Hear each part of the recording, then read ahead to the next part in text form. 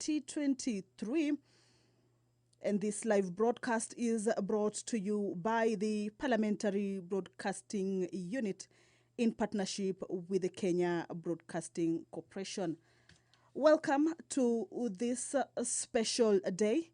It is a budget day, but first things first is that this afternoon the normal sittings of the National Assembly proceedings will be accommodating the presentation of the budget highlights by the Cabinet Secretary for Treasury and National Planning, Professor Njuguna Ndung'u, and the CS was received at around 2:15, was received within the precincts of Parliament by the leader of the majority party, the chairperson of the Budget and Appropriations Committee, the chairperson Finance and National Planning, and the clerk of the National Assembly.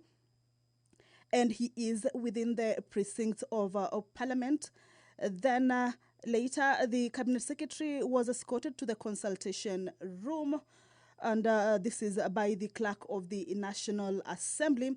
And he will be escorted to the public servants bench. And around 2:30, the sitting is set to start. Remember, it is a normal sitting of the National Assembly. However, things will be a bit different today because of accommodating the presentation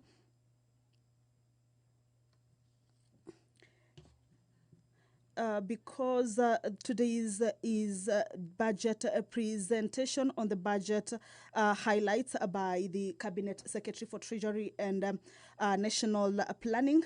Remember, the budget was already approved to each ministry by the Parliament. So this afternoon, we will be expecting, or rather the CS will be presenting how to finance that budget. Before then, allow me to look at what is in the order of business. There are two motions. There is the motion on the ratification of the amended Nairobi Convention and the protocol for the protection of marine and coastal environment of the Western Indian Ocean from land-based sources activities. And this is a motion by the Chairperson, Departmental Committee on Environment and Forestry. That will be seeking the House to approve that particular ratification on the amendment, on the amended Nairobi Convention and the protocol for the protection of marine and coastal environment for the Western Indian Ocean from land-based sources and activities. Again, the chairperson for Departmental Committee on Environment and Ministry will be seeking the House to approve a motion on the ratification of the Kigali amendments on the Montreal Protocol on the substances that deplete the ozone layer. And pursuant to the House Standing Order 25A, pursuant to the House Standing Order 25A, that is on the presentation by the Cabinet Secretary for National Treasury and Economic Planning. Standing Order 25A indicates that the Speaker may designate a suitable place in the chamber or at the bar of the House, that the Cabinet Secretary responsible for finance to make public pronouncements of the budget policy highlights and revenue-raising measures for the national government as contemplated under the Public Finance Act. Again, pursuant to provisions of the Standing Order 244C, is that the Cabinet Secretary responsible for finance shall make a public pronouncement of the budget policy highlights and revenue-raising measures for the national government as contemplated under the Public Finance Act.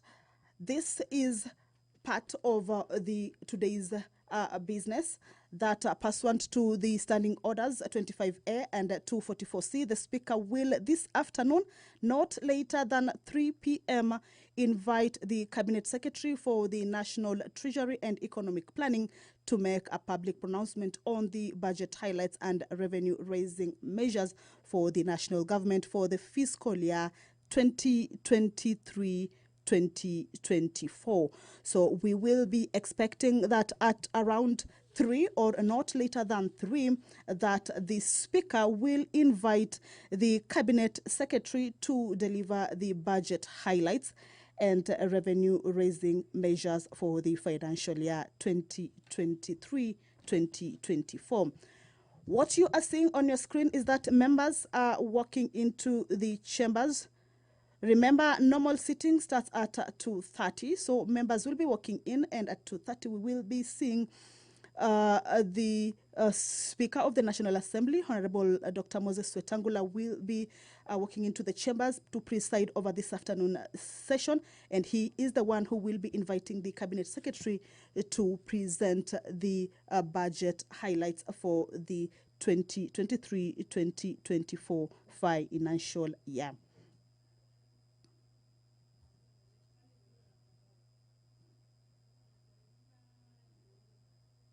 Well, if you are just joining us, welcome to this particular live broadcast of the National Assembly proceedings, afternoon sitting on this 15th day of June, the year 2023. And this is a special day. It is a budget day where during the National Assembly normal sitting, the House will accommodate the presentation of the budget highlights by the Cabinet Secretary for National Treasury and Economic Planning to make public pronouncements of the budget highlights and revenue-raising measures for the national government for the fiscal year 2023. And just to remind you that this is a live broadcast that is brought to you by the Parliamentary Broadcasting Unit in partnership with the Kenya Broadcasting Corporation. On this day is that pursuant to provisions of Standing Order 25A and 244C, the Speaker will not later than 3 p.m. invite the Cabinet Secretary for the National Treasury and Economic Planning to make a public pronouncement of the budget highlights and revenue-raising measures for the national government for the fiscal year 2023-2024. And just to inform you is that the Cabinet Secretary is already within the precincts of the Parliament. He was received by the majority party, the Chairperson of Budget Appropriations Committee, the Chairperson Finance and National Planning, and the Clerk of the National Assembly. And he will be escorted to the public servant bench. And at 2:30, once the House commences its normal sitting, at 2:45, we expect the Speaker to invite the Cabinet Secretary to deliver the budget highlights and revenue-raising measures for the financial year 2023. What you are seeing now is that members are slowly walking into the chambers. This is the National Assembly sitting. It is a normal sitting of the National Assembly, so it is not a joint sitting, just in case you thought so. So these are just members of the National Assembly who will be in these chambers as the CS for National Treasury and Economic Planning will be presenting or making public pronouncements of the budget highlights and revenue-raising measures for the financial year 2023-2024. Remember, the budget was already approved for each ministry by the Parliament, and this afternoon what the CS will be doing will be presenting how to finance the budget. And a look at what the budget for the next financial year is. The budget has been set at 3.679 trillion. The budget has been set at 3.679 trillion. And on the revenue bit is that 2.57 trillion is ordinary revenue, and 347 billion is appropriation in aid. 42 billion is in grants. And just to check at what the 2022-2023 financial year had in store for Kenyans is that unlike this year's budget at next year's budget, next financial year's budget at 3.679 trillion, this financial year, that is 2022-2023 budget, was at 3.34 trillion. On the grants bit, the 2023-2024 financial year has 42 billion in grants, while in the 2022-2023 financial year, there was or grants was expected at 33.3 billion.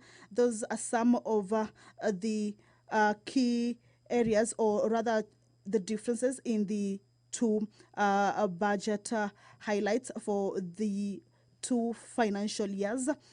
And the deficit for the next financial year is that there's a deficit of 720 billion. That is down.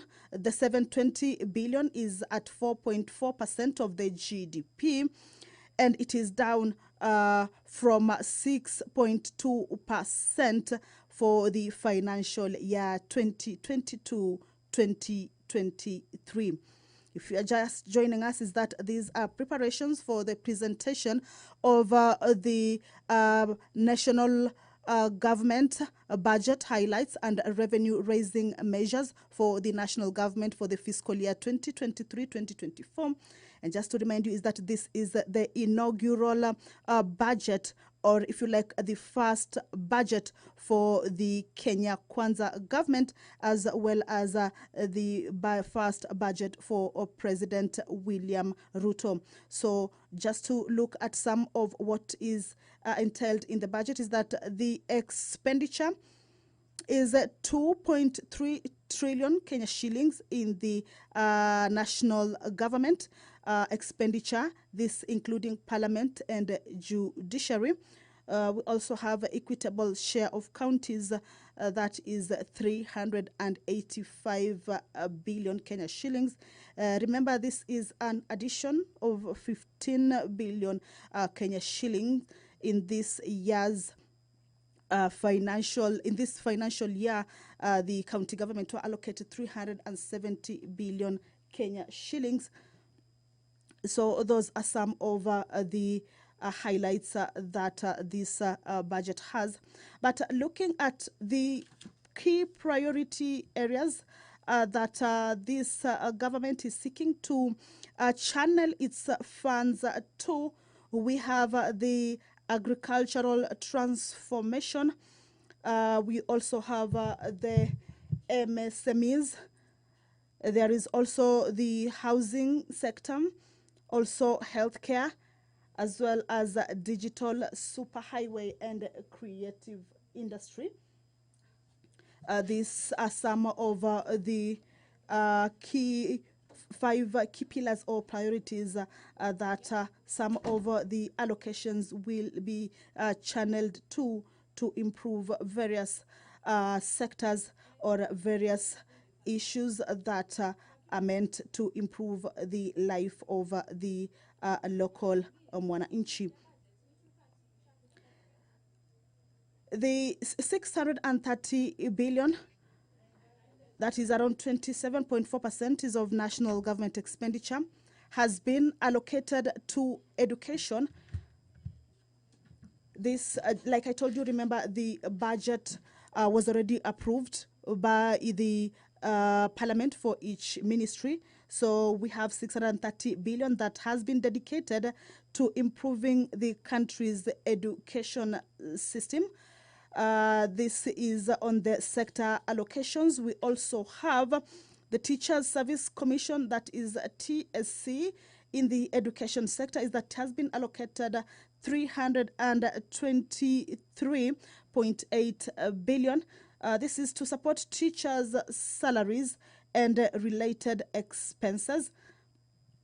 The health sector, which is one of the key pillars or priority areas for this government, is that it has been allocated 141 billion Kenya shillings. And this is to enhance healthcare services across the country. The judiciary, which is part of the national government expenditure, that falls within the 2.3 trillion in the national government expenditure, is that it has been allocated 22 billion to support the administration of justice. In the manufacturing, which has been also a key pillar, or which has also been one of the targets in channeling funds or monies to in improving the economy, is that 3 billion has been dedicated to export or processing zones, this commonly referred to as EPZs, and this is to enable promote industrial growth and export-oriented industries. These are some of the sector allocations in the 3.679 budget for the financial year 2023-2024.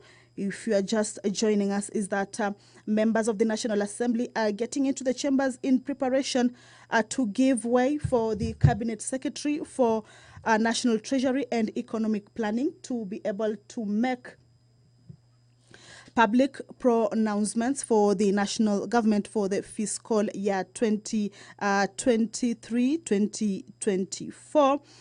A look at some new issues that have come up in this budget. We have seen the introduction of new taxations. There is the 1.5 housing tax. There is also the 16% VAT on the petroleum products. This is how the government plans to finance its budget.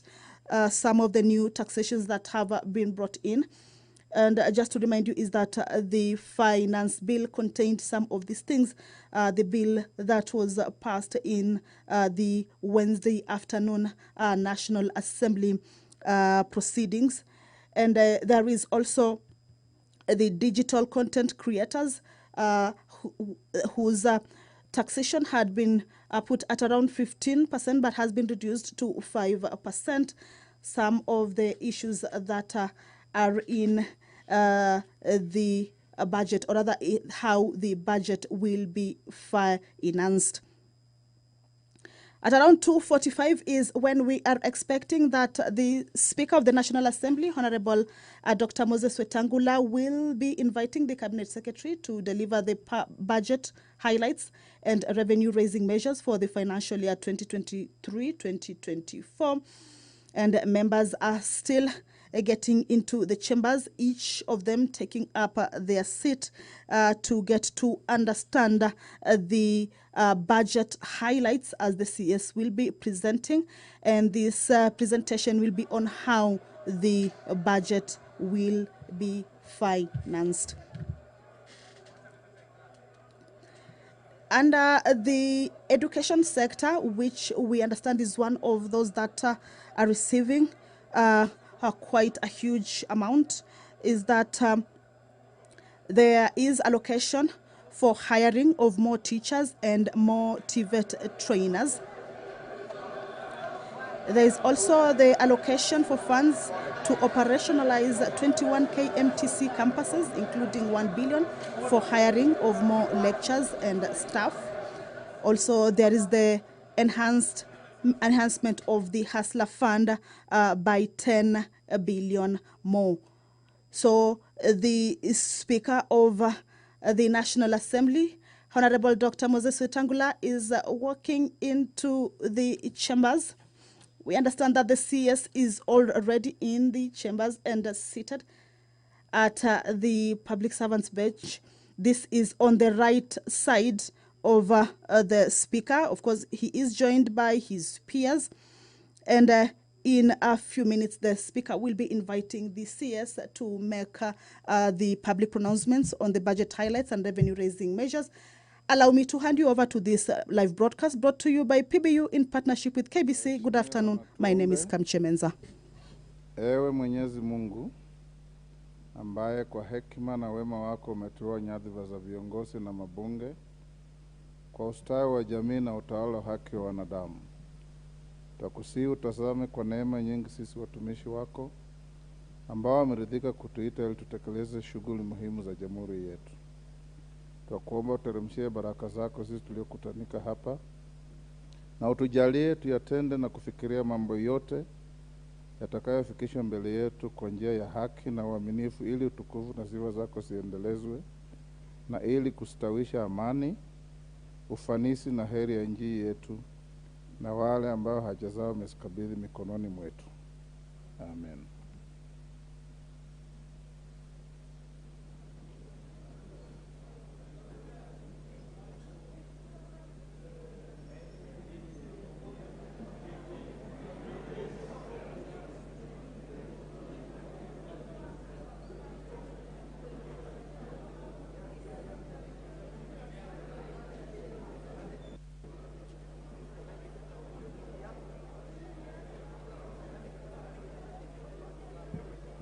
Honorable members, we have quorum to transact business. The clerk, you may call the orders.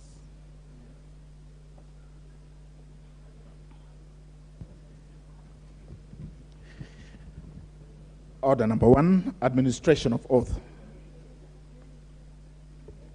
Order number 2, communication from the chair.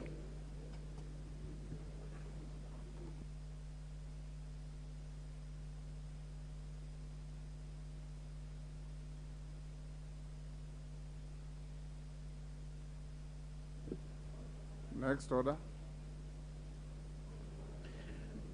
Order number 3, messages. Order number 4, petitions. Order number 5, papers.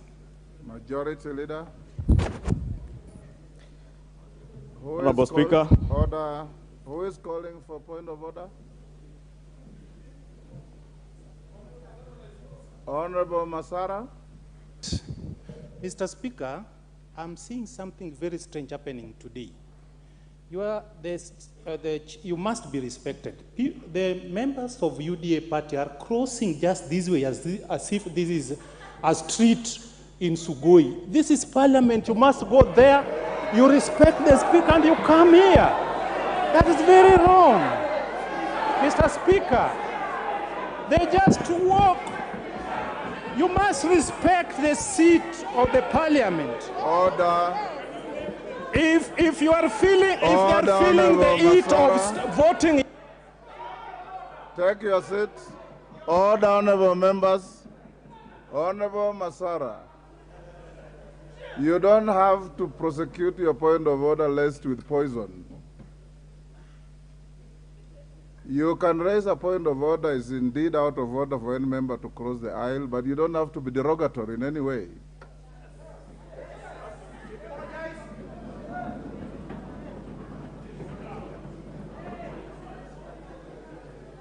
Proceed, Majority Leader.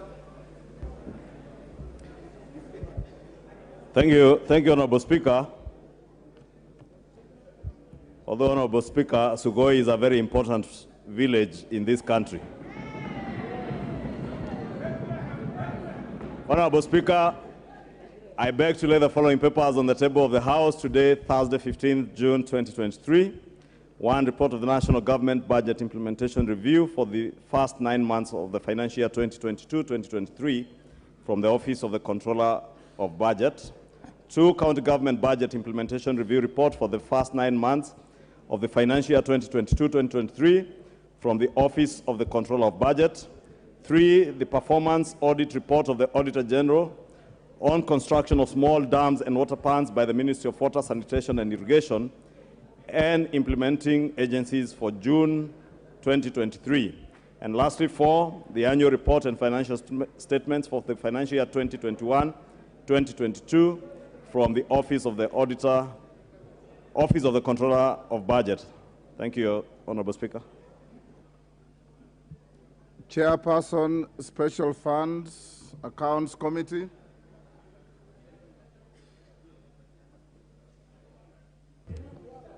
Go ahead, Honorable Fatuma. Thank you, Mr. Speaker. Honorable Speaker, I beg to lay the following paper on the table of the House today, Thursday, 15th June, 2023. First, report of the Special Funds Accounts Committee on its consideration of the report of the Auditor General on the financial statements of the Women Enterprise Fund Coffee Sherry Advance Revolving Fund, Strategic Food Reserve Trust Fund, Equalization Fund, Mechanical and Transport Fund, National Research Fund, Youth Enterprise Development Fund, Uwezo Fund, and Civil Service Housing Scheme Fund. Thank you, Mr. Speaker. Thank you, Honorable Fatuma. Next order. Order number 6, notices of motion. Under this order, Honorable Fatuma, give notice of motion. Thank you, Mr. Speaker. Notice of motion, Chairperson Special Funds Accounts Committee. Consideration of the report of the Auditor General. Order, Honorable Fatuma, I say, I beg to give notice of the following motion. Thank you, sir. I beg to give notice of motion, consideration of the report of the Auditor General on the financial statement for Women Enterprise Fund, Coffee Sherry Advance Revolving Fund, Strategic Food Reserve Trust Fund, Equalization Fund, Mechanical and Transport Fund, National Research Fund, Youth Enterprise Development Fund, Uwezo Fund, Civil Servants Housing Scheme Fund. Honorable Speaker, I beg to give notice of the following motion, that this House adopts the report of the Special Funds Accounts Committee on its consideration of the report of the Auditor General on the financial statement for the Women Enterprise Fund, Coffee Sherry Advance Revolving Fund, Strategic Food Reserve Trust Fund, Equalization Fund, Mechanical and Transport Fund, National Research Fund, Youth Enterprise Development Fund, Uwezo Fund, and Civil Servants Housing Scheme Fund, laid on the table of the House on Thursday, 15th June 2023. Thank you, Mr. Speaker. Thank you, Honorable Fatuma. Clerk. Order, Clerk. Order number 7, questions and Hold, statements. Clerk, hold. What Honorable Fatuma has given us notice, you expunge the first statement she made, then start in the Hansard with, I beg to give notice, right, so that the record is proper. Thank you, Fatuma. Next. Order number 7, questions and statements. Honorable members, we have no questions, we have no statement. You have your Thursday statement, Majority Leader. Thank you, Honorable Speaker. Honorable Speaker, pursuant to the provisions of Standing Order 44-2A, I rise to give the following statement on behalf of the House Business Committee, which met on Tuesday, 13th June 2023, to prioritize the business for consideration during the week. Honorable Speaker, as members are aware, this week the House concluded the general debate on the budget estimates of revenue and expenditure for the financial year 2023, 2024, and the medium term, and adopted the annual estimates with amendments in the Committee of Supply. Additionally, the House concluded the second reading of the Finance Bill 2023 after the Departmental Committee on Finance and National Planning tabled its report on the bill. I would like to commend the committee and indeed the House for the steadfast commitment and participation during this important business, which has sometimes gone late into the night. Honorable Speaker, members will note that I had previously conveyed that the Cabinet Secretaries for Labor and Social Protection and the Cabinet Secretary Lands, Public Works, Housing and Urban Development were scheduled to appear before the House on the afternoon of Wednesday, 14th June 2023, to respond to the questions in the plenary of the National Assembly. However, due to priority business before the House, this has been postponed to a date that shall be communicated. Honorable Speaker, with regard to the business for Tuesday next week, the House is expected to consider the Finance Bill 2023 at Committee of the whole House in the course of a week, and the Appropriations Bill 2023 also in the course of a week at all stages, once it is published. Debate on the following business will also continue next week. 1, report of the Departmental Committee on Environment, Forestry and Mining on the ratification of the Kigali amendments on the Montreal Protocol on the substances that deplete the ozone layer. 2, the report of the Departmental Committee on Environment, Forestry and Mining on the ratification of the Bamako Convention on the ban of the importation into Africa and the control of transboundary movement and management of hazardous waste within Africa. 3, the report on United Nations Convention Against Corruption, UNCAC, and Global Parliamentarians Against Corruption, GOPAC, Annual General Meeting, and 4, the second reading of the Statutes Law Miscellaneous Amendments Bill of 2022. Finally, the House Business Committee, Honorable Speaker, will convene on Tuesday, 20th June 2023 to schedule business for the rest of the week. And I wish to lay the statement before the table of the House. Thank you, Honorable Speaker. Thank you. Next. Yes, Junet, what is...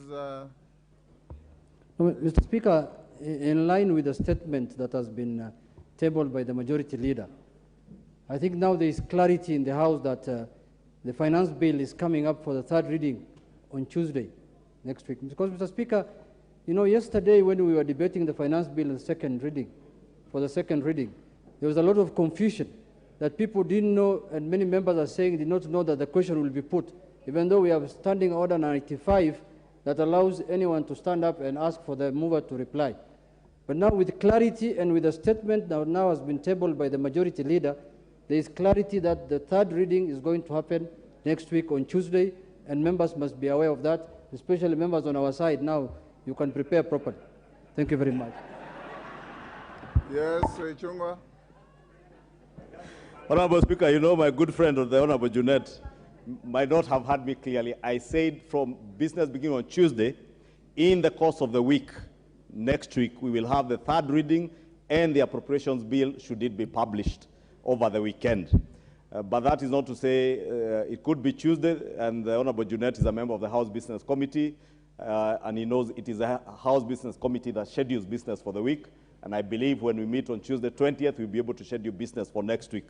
2, Honorable Speaker, there should be no excuse for any member of parliament to be anywhere else other than in the National Assembly, in chamber, debating, and therefore there were no surprises yesterday.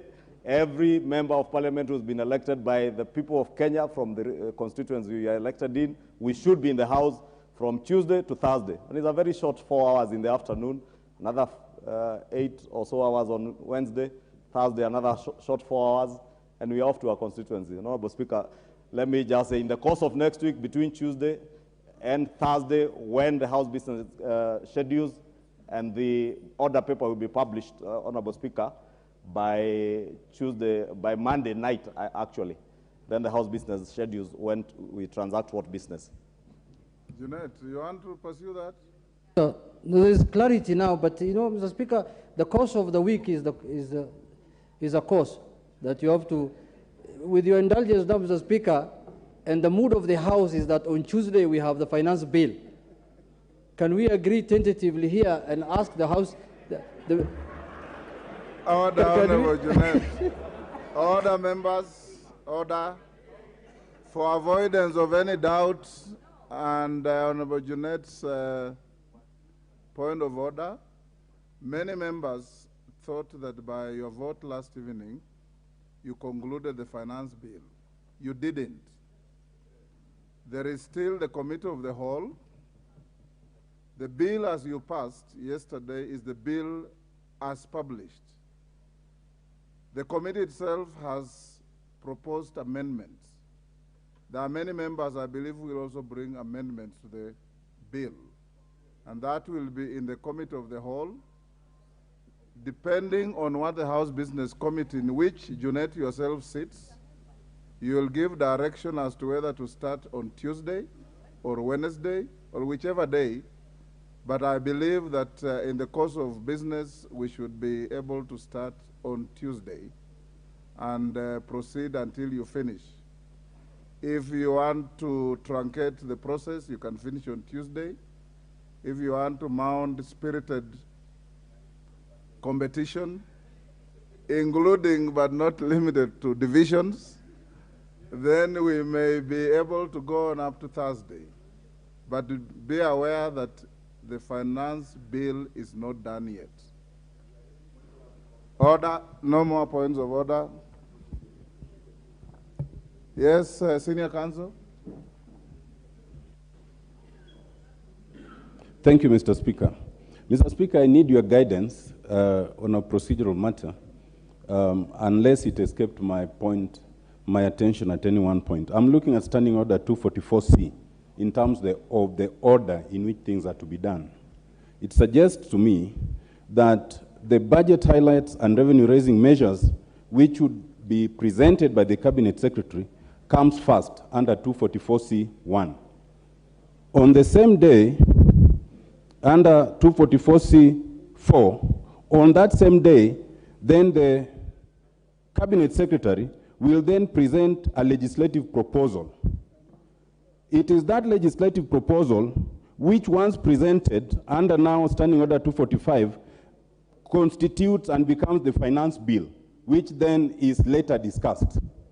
So, Mr. Speaker, I want to understand a situation where the finance bill was already introduced, has already come to the second reading, and the budget proposals have not been made, and the proposal by the Cabinet Secretary has not been presented. What then were we discussing?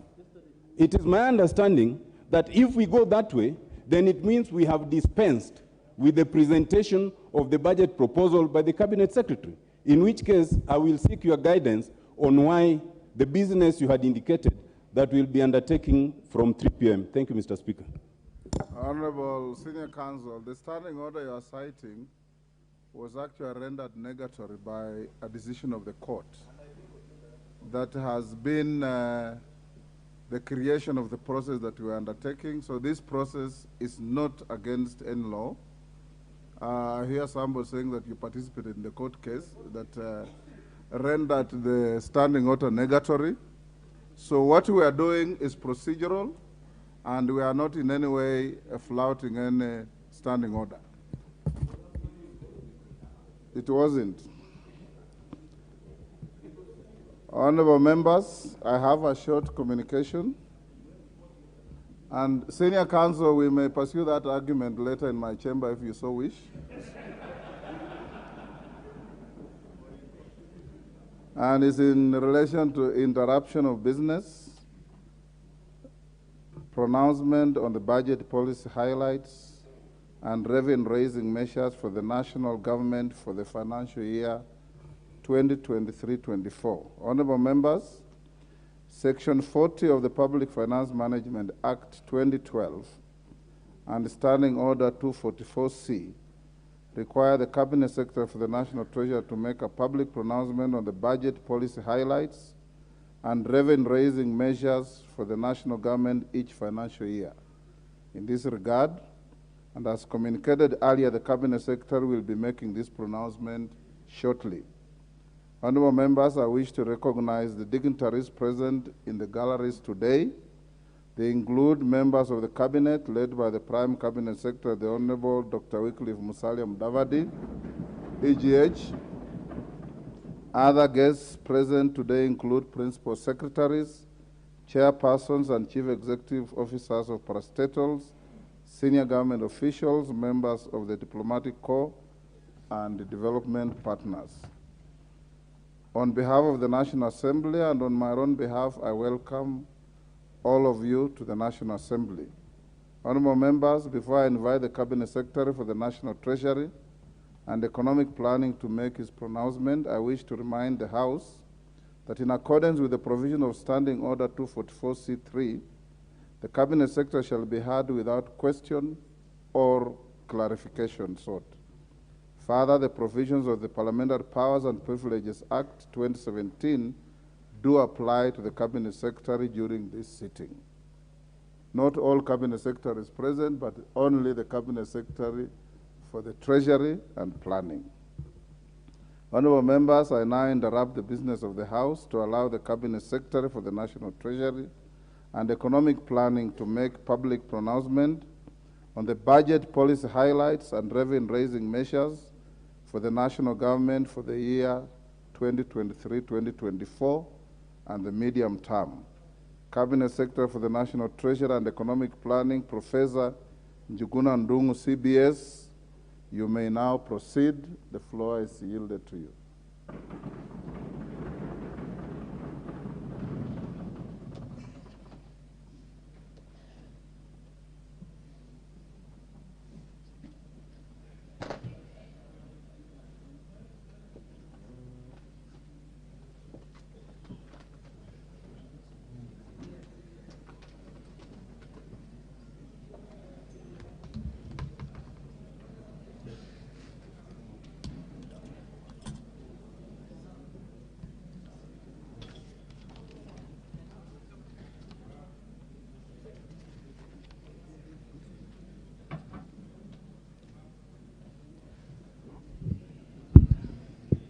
Mr. Speaker,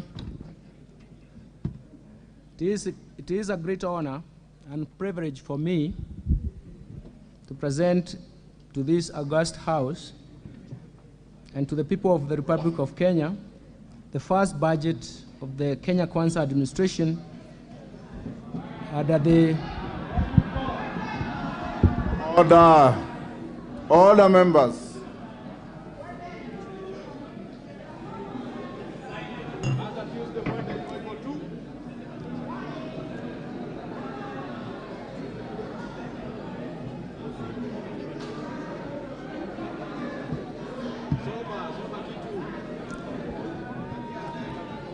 Okay,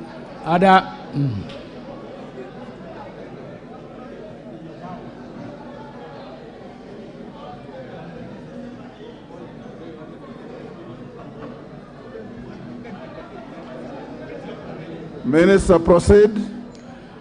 Thank you, Mr. Speaker. It is a great honor and privilege for me to present to this august House and to the people of Kenya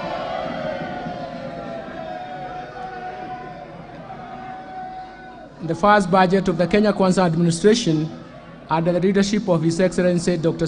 William Samoei Ruto, the President of the Republic of Kenya, and the Commander-in-Chief of the Defense Forces.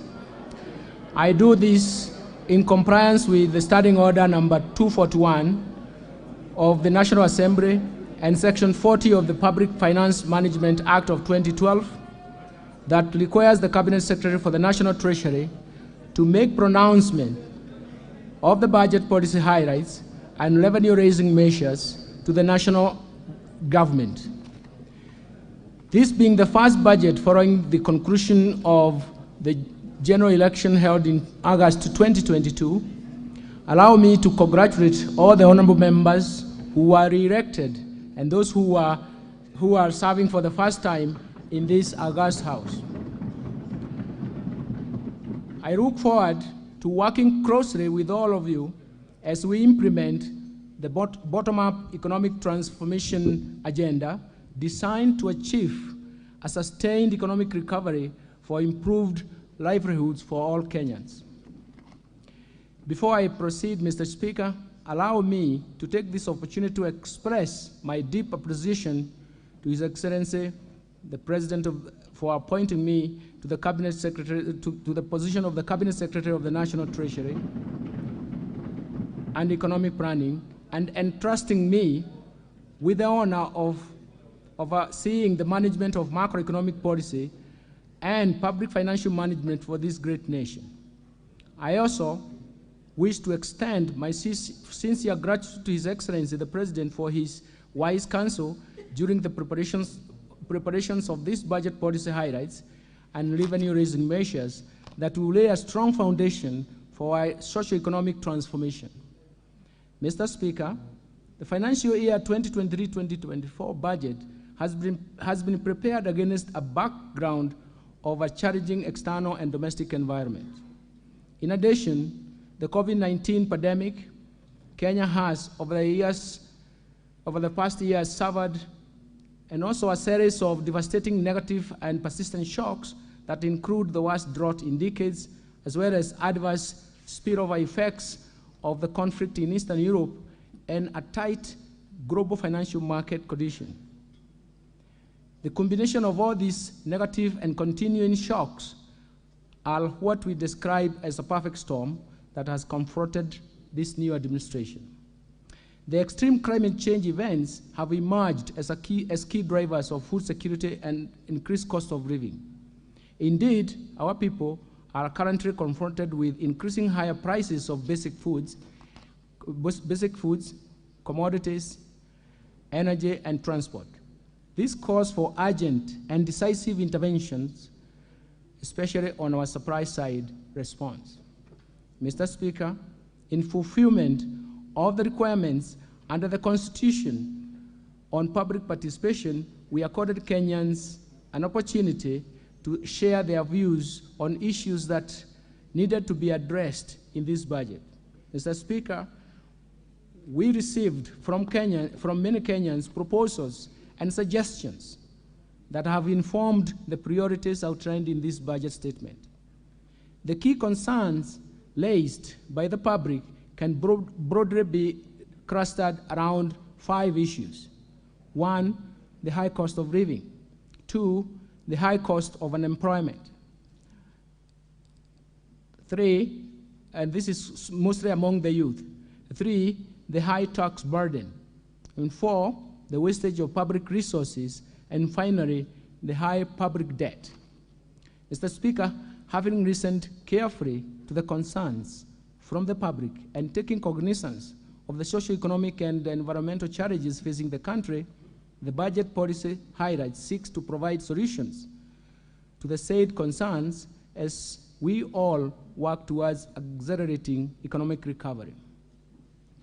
Proactively, the Kenya Kwanza government has begun the journey to bring down the cost of living and improve the livelihoods, while at the same time fostering a sustainable, inclusive economic transformation.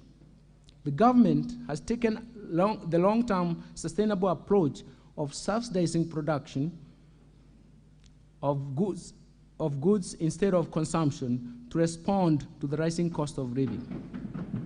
In this regard, the government has instituted immediate interventions that are aimed at providing short-term solutions to the high cost of living, while at the same time building a momentum for the long-term economic vibrancy and transformation. In particular, the government has covered the following areas. First, through the e-voucher fertilizer subsidy program, availed to 6 million of 50 kilogram bags of subsidized fertilizer worth 15 billion that are retailing at a cost of 350 per bag, a reduction from the market price from 6,500 per bag, representing a subsidy of Kenya shillings 3,000 per bag. So far, the government has registered 5 million farmers nationwide and issued over 2.5 e-vouchers to registered farmers. As a result, Kenyan farmers have been able to plant at least 200,000 additional acres of food this year and used 2 million more kilograms of seeds, and that is expected to improve the agricultural yields. Second, the government has granted duty waivers for importation of key food products such as white maize, rice, yellow maize, soya beans, soya bean meal, assorted protein concentrates, and feed additives effective from 1st February to 6th February, 1st February this year to 6th August 2023. This has been done in order to bridge the food stocks deficit and will lower the cost of food prices. As a result of the drought, the mitigation measures and the climate adaptation programs, the government initiated a national tree planting campaign that seeks to enhance our national tree cover from 12% to 30% through a target of planting 15 billion trees by 2032. In addition, the government has initiated new dam constructions to address the drought concerns and ensure Kenya has enough harvested water to facilitate a water management strategy for irrigation and food production.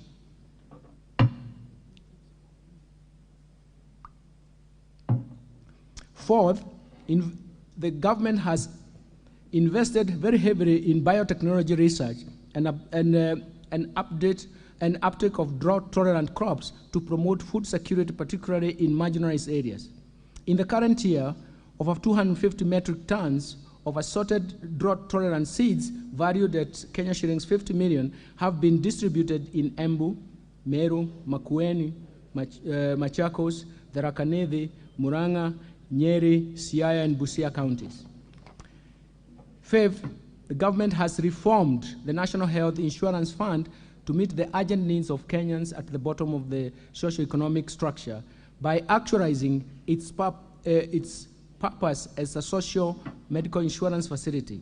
In addition, the government has committed to deliver universal health coverage to ensure that every Kenyan attains dignified health care at a minimum subscription fee. And finally, the government has reviewed the policy on the energy sector with the aim of developing and diversifying this market further by improving the sourcing and supply of cooking gas that inevitably has resulted in high cost that drive domestic inflation. This has allowed for additional players to be licensed and to set up liquefied petroleum gas facilities.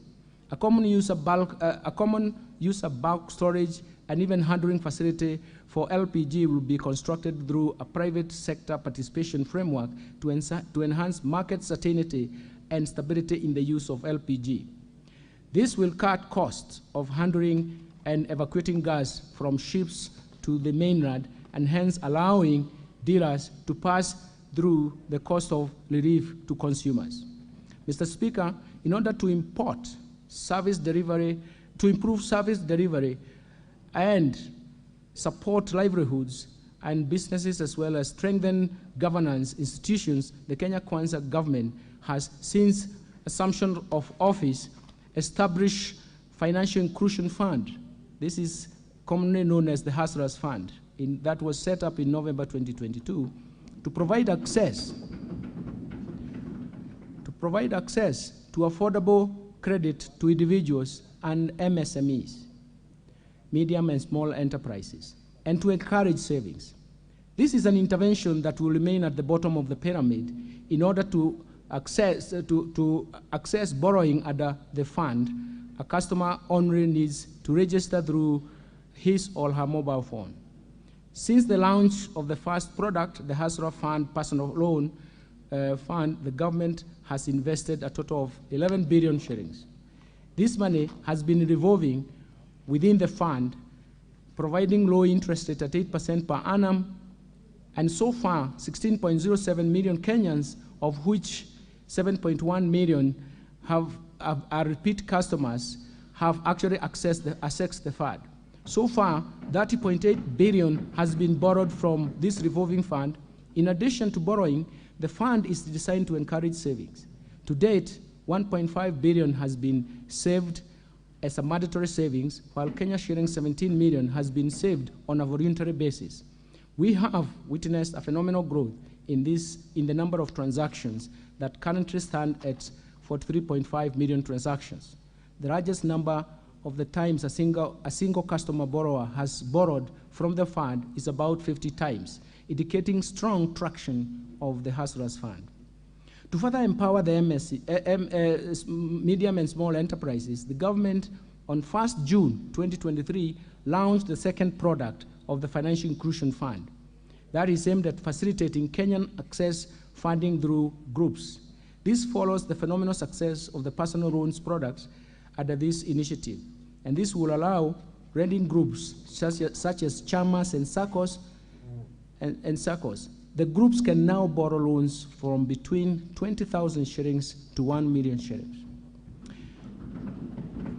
Third, we have redesigned the competence-based education curriculum to make it responsive to our education needs. And fourth, I've employed over 30,000 teachers in a historic and unprecedented drive to improve the national teacher-pupil ratio and enhance performance. Fifth, government has introduced a new funding model for higher education that will make the universities and technical training fully inclusive, financially self-sufficient, and also capable of competing with their peers globally while contributing to our national socio-economic transformation. Sixth, the government has established the National Open University in order to make higher education inexpensive, affordable, accessible, inclusive, and attainable to all.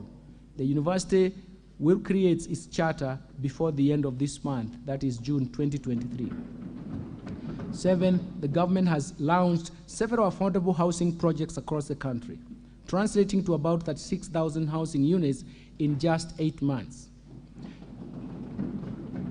Eighth, the government has proposed and moved with digitalization, and the digitalized and automated services to the tune of 3,570 of government services through the eCitizen platform. that has enhanced access to government services and brought greater convenience to citizens. The government targets to bring on board close to 5,000 services on the e-citizen platform by the end of 2023. Number 9 is the government has launched a data protection registration system to provide digital identity to all Kenyans in order to facilitate the transactions between the government and its citizens. Finally, returned the port operation from Mombasa and Naivasha to Mombasa. Returned the port operations from Nairobi and Naivasha to Mombasa in order to revamp the coastal economy and give importers, especially the business community, a choice on cargo clearance.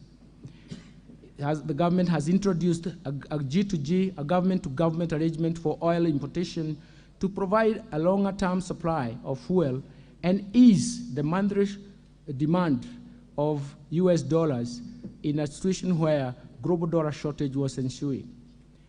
Government has also appointed 4 Court of Appeal judges and 2 judges of the Environment and Land Courts in line with the recommendations of the Judicial Service Commission to strengthen the judiciary.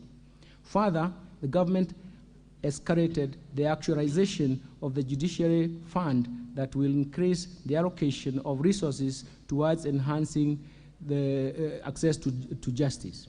And finally, the government has enhanced the independence of the National Police Service by granting them financial autonomy as envisaged in our Constitution.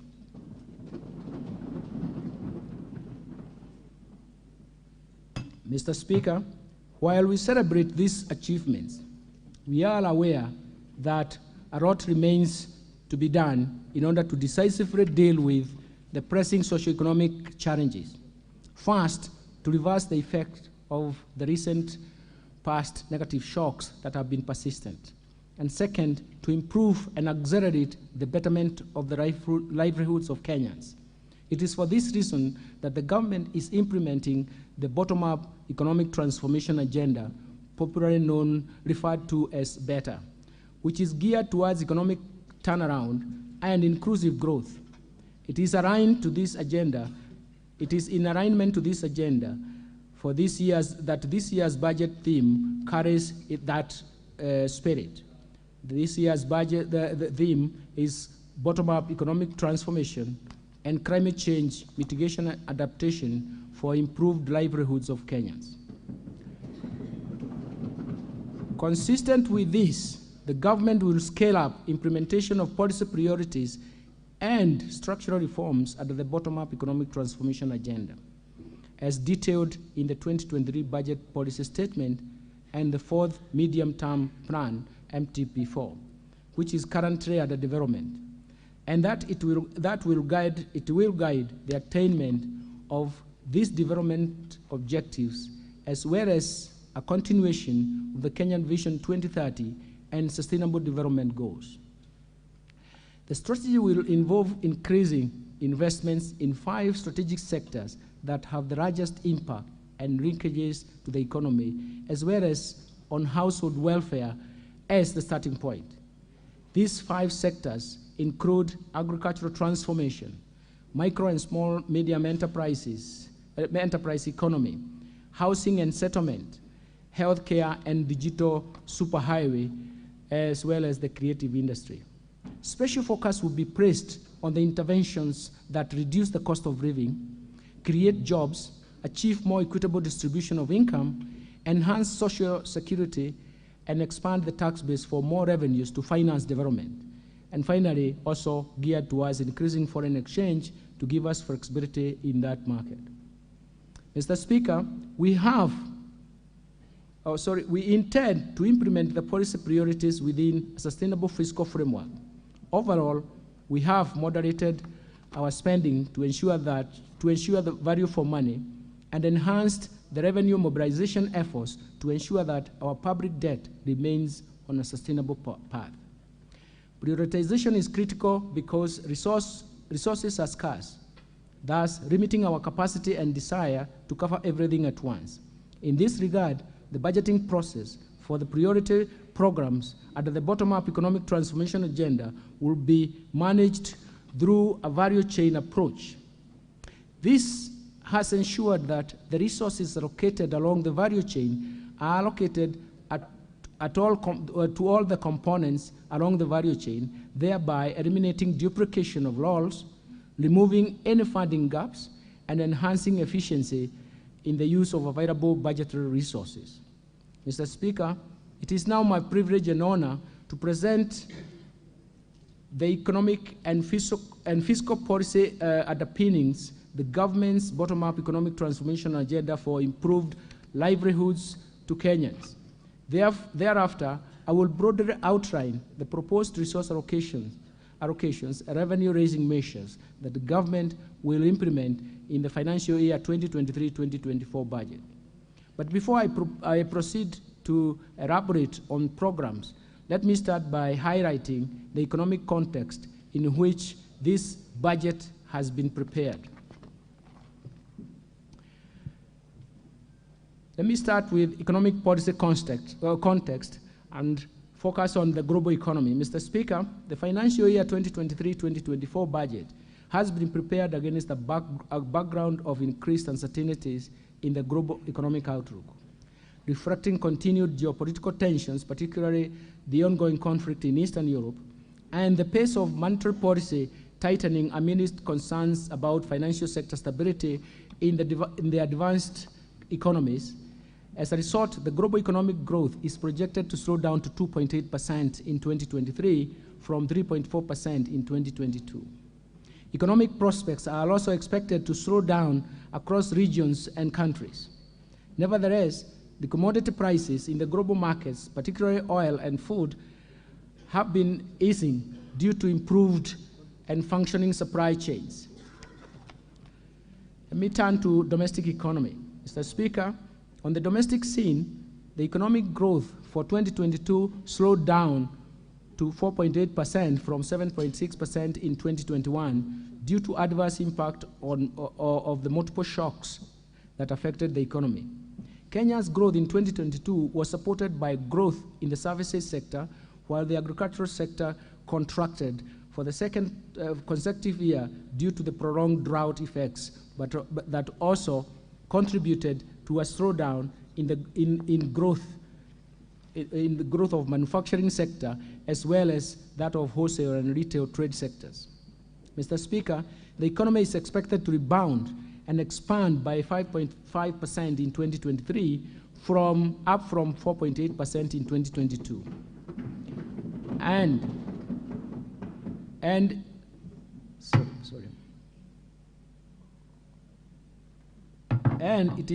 it is supposed to maintain that pace of the medium term. The growth will be supported by a broad-based private sector-led growth, including continued strong performance of the services sector and the recovery from the agricultural sector due to improved weather conditions during the March-May rainy season. This growth outlook will be reinforced by interventions being implemented by the government under the bottom-up economic transformation agenda that include the provision of subsidized fertilizer and seeds to farmers during the planting season. Further, economic activity is expected to improve and drive aggregate demand expansion as the international community, international commodity prices is coupled with improved exports and resilient private sector consumption, as well as the ongoing public-private investments. Mr. Speaker, the government will continue to support economic recovery by pursuing prudent macroeconomic policies geared towards reducing debt vulnerabilities and supporting sustainable and inclusive development. Inflation rate has remained above 7.5%, which is the upper bound target since June 2022.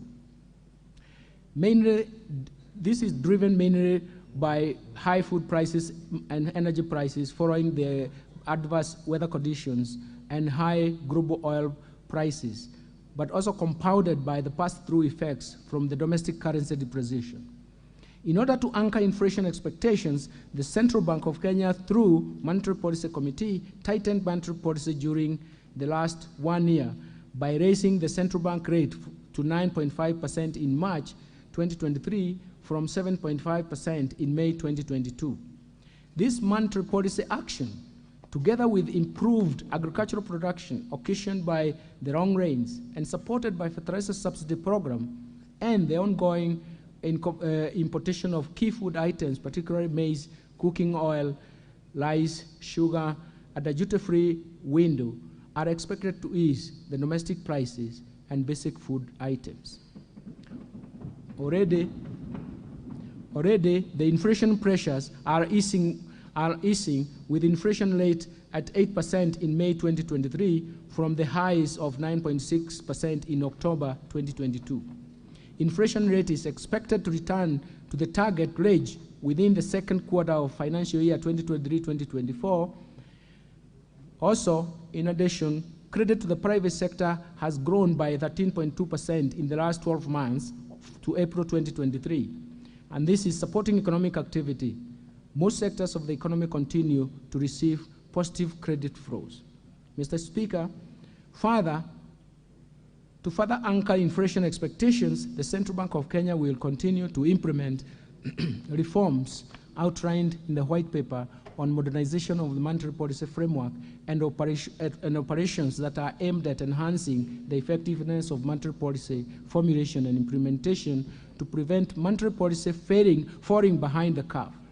These reforms include refining macroeconomic forecasting frameworks in line with the changing structure of the economy, improving the functioning of the interbank market to strengthen monetary policy transmission, and continued improvements of communication on monetary policy decisions.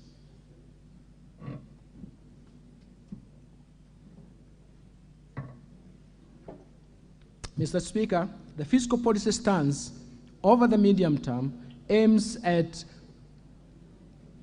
supporting the government's bottom-up economic transformation agenda through growth-friendly fiscal consolidation plan designed to slow down the annual growth in public debt and implement an effective liability management strategy without compromising service delivery to citizens. This will improve the country's debt sustainability position. Mr. Speaker, I now turn to the policy priorities of the government for fostering economic transformation and improved livelihoods.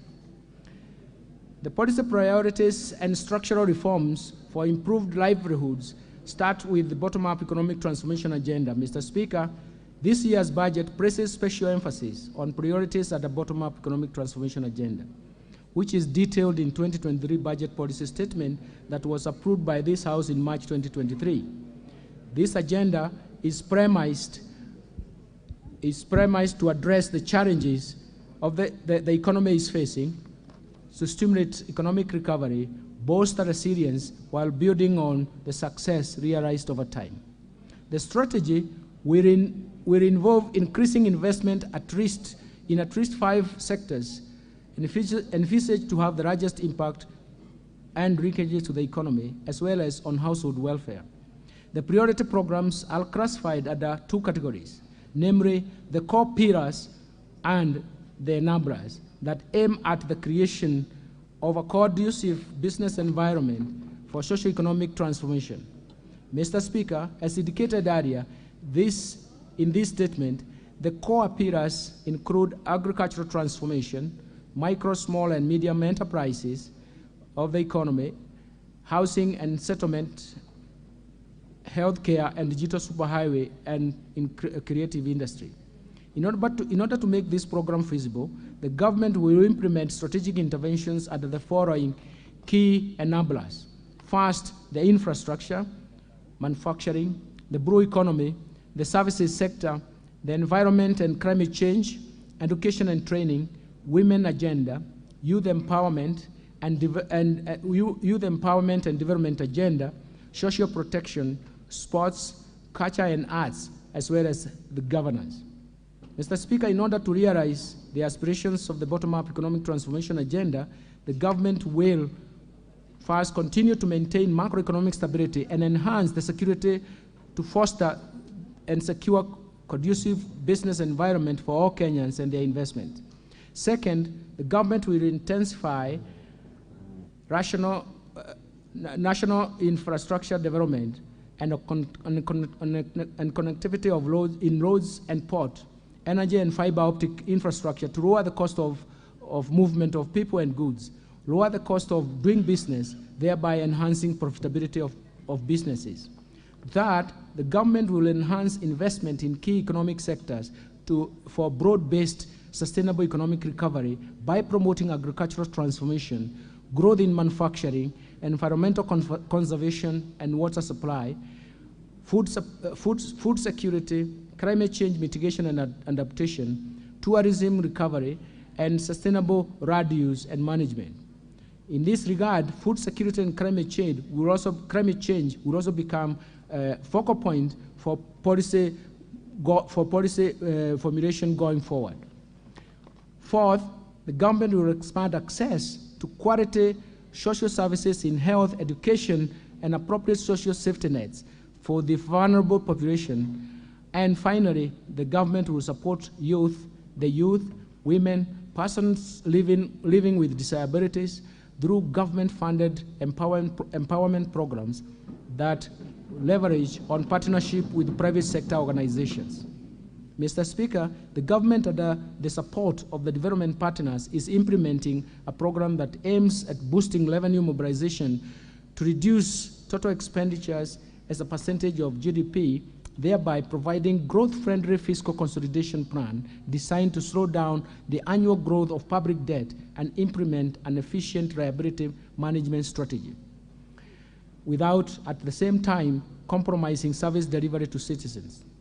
The fiscal consolidation plan targets gradually reduce the fiscal deficit, including grants, from 6.2% of GDP in the financial year 2021-2022 to 5.8% of GDP in the financial year 2022-2023 to 4.4% of GDP in financial year 2023-2024, and further reduce the fiscal gap further to 3.6% in financial year 2025-2026. Mr. Speaker, we are truly grateful as a nation to our development partners who have, over the years, provided financial resources to support the implementation of government programs, government policy, as well as structural reforms. In particular, allow me to single out the multilateral institutions, specifically the World Bank and the International Monetary Fund, the European Union, the African Development Bank, and the many bilateral donors, institutions, and governments that have walked the journey of socio-economic transformation with Kenya. Mr. Speaker, Kenya has continued to successfully implement the Extended Fund Facility and Extended Credit Facility, EFF and ECF arrangements supported by the IMF, the International Monetary Fund.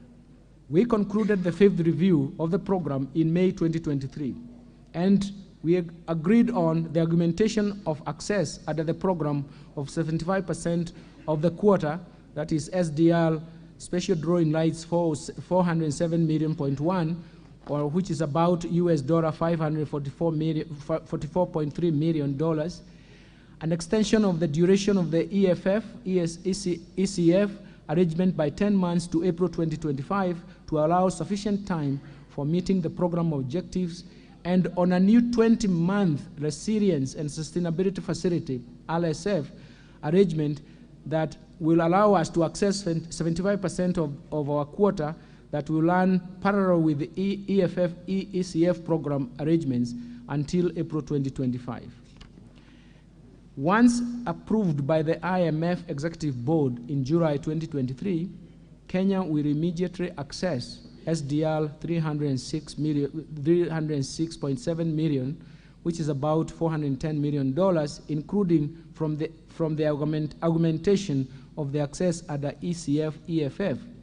This will bring the cumulative IMF financial support disbursed under the EFF, ECF program arrangements to SDR 1.509 billion, or about $2.017 billion, and For us, that's why we are appreciative of this multilateral institution.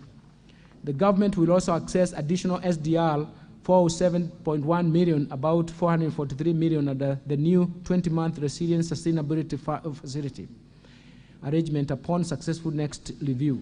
Mr. Speaker, when combined with RSF support, the cumulative IMF commitment to Kenya will be about SDR 2.633 billion, which is about $3.52 billion by April 2025.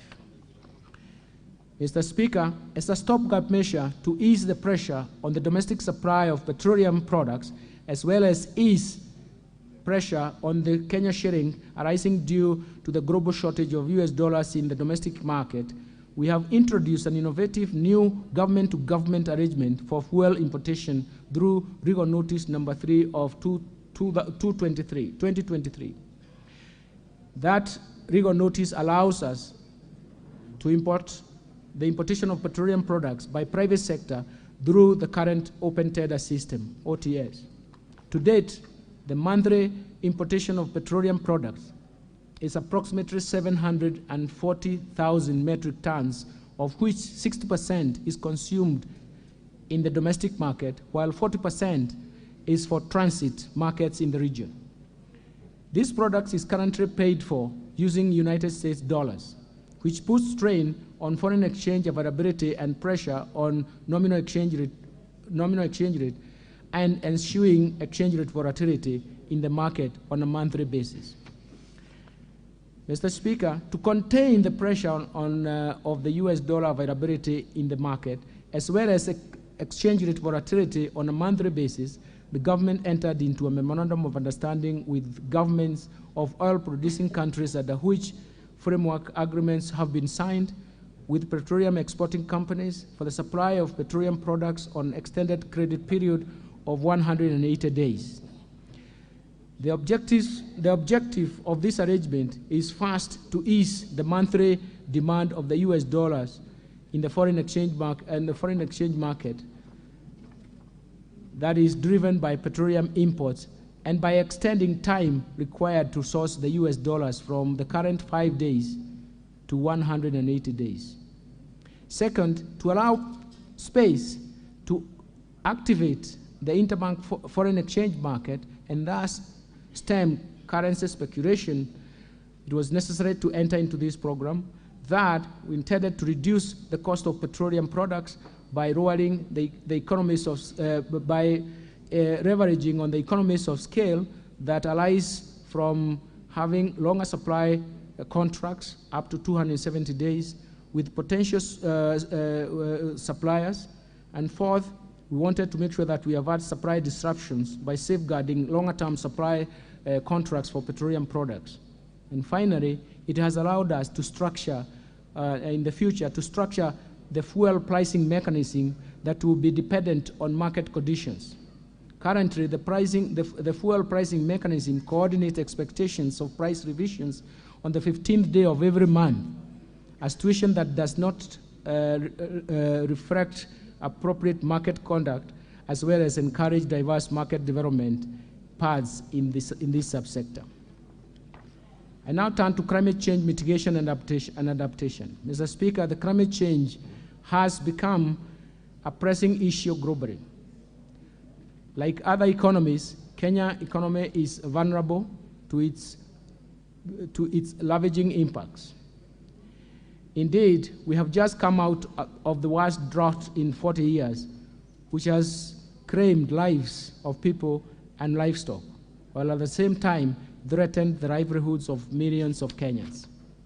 Given our vulnerability to climate change, it is imperative that we build a more climate-resilient economy.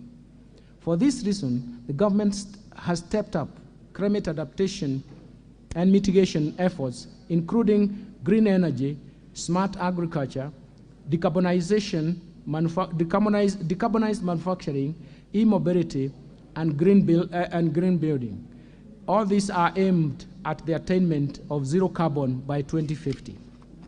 The government has committed to secure our future and to achieve a clearer and safer environment for all Kenyans by reducing greenhouse emissions, halting and reversing deforestation, biodiversity loss, and land degradation. In this regard, issues of climate change, mitigation, and adaptation have been mainstreamed in all government programs and across all levels of government. As part of drought mitigation measures and the climate adaptation program, the government is implementing a national tree planting campaign which is championed by His Excellency the President and seeks to enhance our national tree cover from 12% to 30% by year 2032. This will entail planting at least 15 billion trees over that period.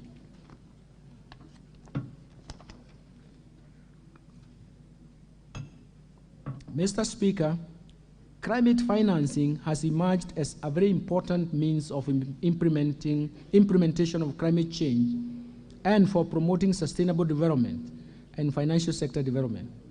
To enhance financial flows from the Green Climate Fund, GCF, the government will continue to implement National Green Climate Fund strategy, which provides an elaborate framework of coordinating and attracting resources from the Green Climate Fund. The government will also implement financing locally led climate action, we call it FROCA, program in collaboration with county governments and development partners to manage climate risks. Further, to support our climate change efforts and characterize additional climate finance from other official and private partners, we have agreed with the IMF on a new 20-month resilience sustainability facility arrangement that will run in parallel with the current program arrangement until April 2025. Mr. Speaker, the government last year committed to fast-track the enactment of Disaster Risk Management Bill and finalize the Public Finance Management, Disaster Risk Management Fund regulations. These are meant to strengthen the disaster risk management in the country, given that Kenya is predisposed to various disasters, some of which are exacerbated by the ravaging effects of climate change. These disasters often have a huge negative impact on the economy. I wish to report that the relevant departmental committee of this House is in the process of considering registration on matters relating to disaster risk management. I urge this House to prioritize this matter to enable Kenya have an overarching framework on disaster risk management. I will later be submitting to this House for consideration the Public Finance Management, into brackets, the Disaster Risk Management Fund Regulations 2023 that will enable the establishment of the Disaster Risk Management Fund.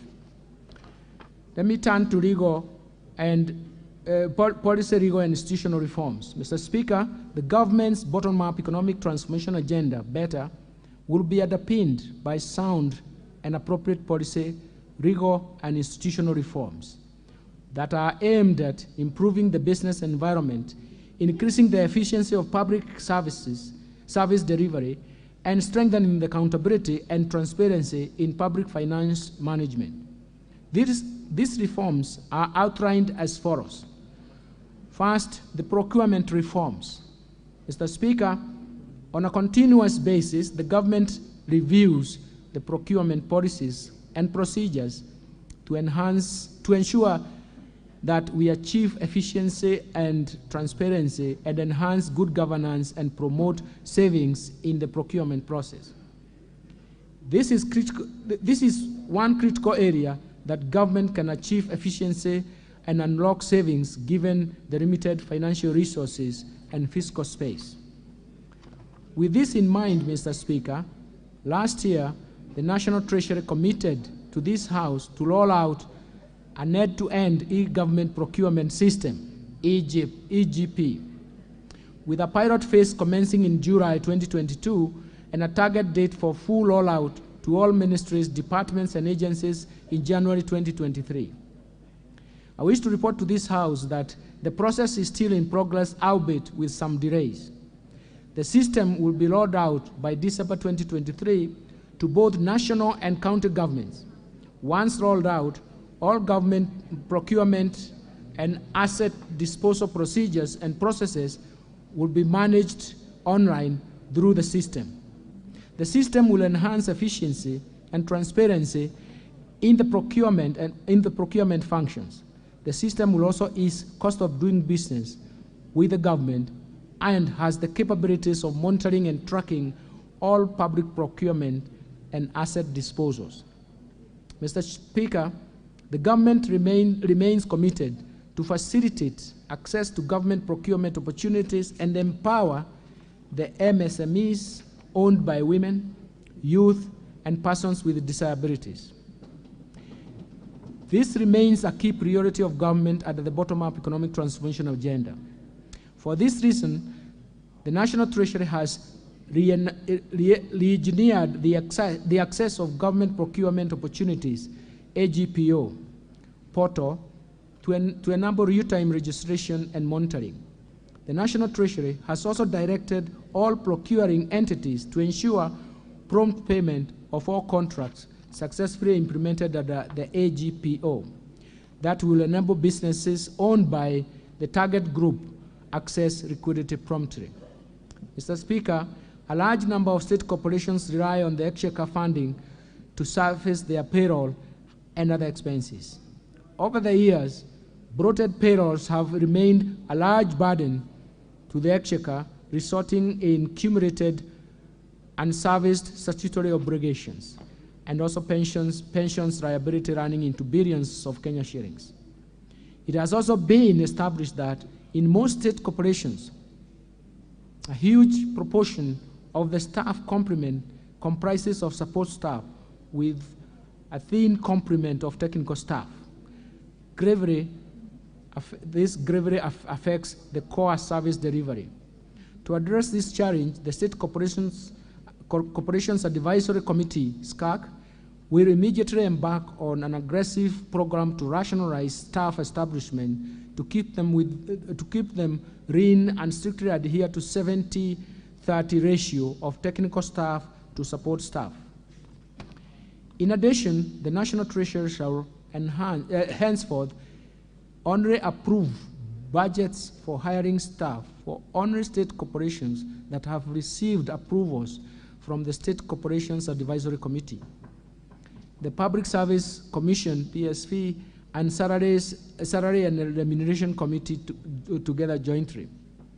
This requirement is in addition to confirmation of the requisite funding. Mr. Speaker, to support the restructuring of the state corporation, the Cabinet approved the Privatization Bill 2023. It seeks to repeal the Privatization Act of 2005 and streamline the privatization process and in order to restructure the state-owned enterprises. This was subsequently submitted to this House by the National Treasury in May 2023. The bill, once enacted, will enable the selected state-owned enterprises to achieve their full potential by entrenching commercial principles and reduce their reliance on the exchequer funding. I urge honorable members to support the government in this endeavor.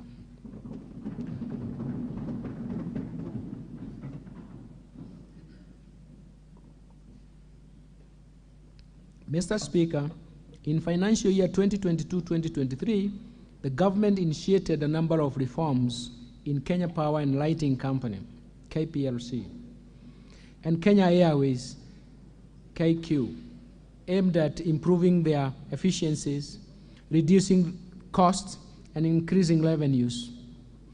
To further enhance KPLC's financial sustainability, the government will restructure the balance sheet, mainly focusing on the huge loan balances, payables, and receivables. This will in turn address the current huge liquidity gap at KPLC. Towards this end, the government will implement a 4-point action plan focusing on, first, transfer of all transmission asset lines to Kenya Electricity Transmission Company, KETRACO. Second, the government will settle outstanding rural electrification schemes, RES operations, and maintenance costs, which has a deficit of 19.4 billion as of June 2022, and ensure that KPLC and Rural Electrification and Renewable Energy Corporation enter into a commercial contract for the future rural electrification schemes maintenance costs. Third, the government will develop and implement a turnaround strategy that includes the reduction of system losses from the current 22.4% to 14.4% by end of June 2025. Fourth, the government will establish a new governance structure of KPLC to give private sector stakeholders fair representation reflecting the company's shareholding structure. With regard to Kenya Airways, the government's policy stance is to turn around the airline and position it as a Pan-African carrier that will ensure it is run with profitability and sustainability objectives, eventually reducing the airline's dependency on budgetary support. Let me turn now to pending bills for the national and county governments. Mr. Speaker, the total outstanding national government's pending bills as of 31st March 2023 amounted to 537.2 billion, comprising of 450 billion for state corporations, semi-autonomous government agencies, and Kenya shillings 79.3 billion for ministries, departments, and agencies. During the same reporting period, the county governments reported pending bills of Kenya shillings 159.7 billion. The management of the pending bills is a challenge. In the public eye will form an important benchmark, and in the public eye it will form an important benchmark upon which the overall integrity of government style of financial management will be tested and judged. The delay in settling payments of pending bills has led to deterioration of financial positions of businesses, in particular micro and small medium enterprises, including business owned by women, youth, persons with disabilities. In view of the above, the National Treasury has prepared a cabinet memo requesting the cabinet to approve the establishment of a pending bills verification committee to carry out a thorough analysis of the stock of all pending bills and advise on how the bills will be settled. Once the outstanding pending bills are cleared by the verification committee, the National Treasury will direct all entities to ensure strict adherence to Public Finance Management Act of 2012 and clear pending bills as a first charge on the budget of the concerned entity in the subsequent financial years. Let me turn now to financial sector stability and development. Mr. Speaker, the banking sector remained stable and resilient in 2022. Deposits held by the sector increased by 12.3%, while pre-tax profits increased by 22.0%.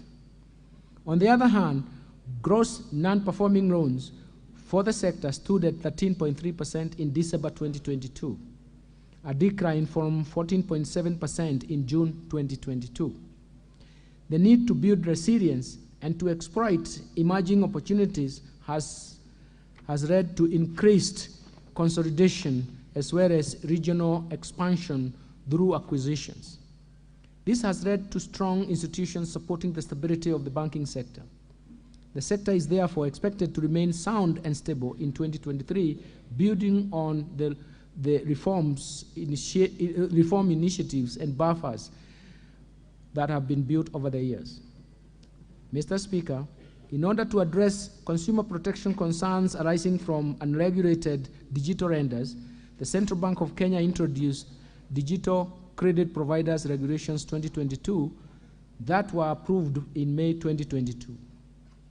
They provide regulations and guidelines for the licensing and oversight of previously unregulated digital credit providers. I'm happy to report that by the end of March 2023, 32 digital credit providers have been licensed, while others are at different approval stages. More importantly, the Central Bank of Kenya is working with other agencies and regulators, including the Office of the Data Protection Commissioner, to ensure all digital credit providers are brought into the regulatory perimeter to protect consumers. Mr. Speaker, in an effort to transform Kenya's financial markets, the Central Bank will soon launch the upgraded Central Securities Depository Code named DAO-CSD.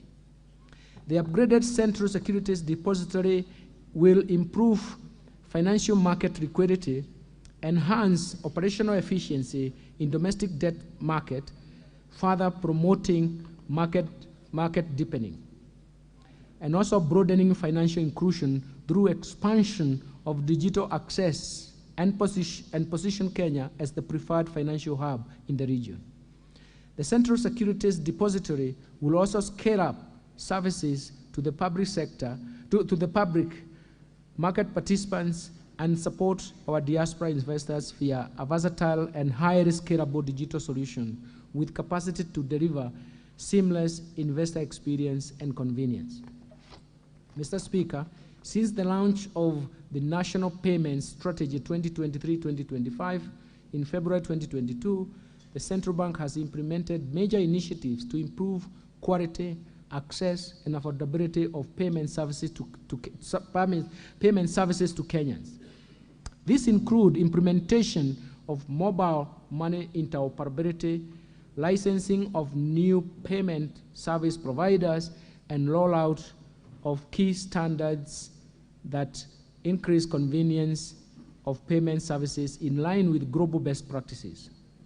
Building on these gains, in the financial year 2023-2024, the Central Bank, together with other stakeholders, will first undertake a comprehensive review of the National Payments System Act of 2011 and National Payment System Regulations of 2014 to modernize Kenya's payments legal and regulatory framework in line with emerging trends, innovations, and enhanced oversight for improved service delivery to Kenyans.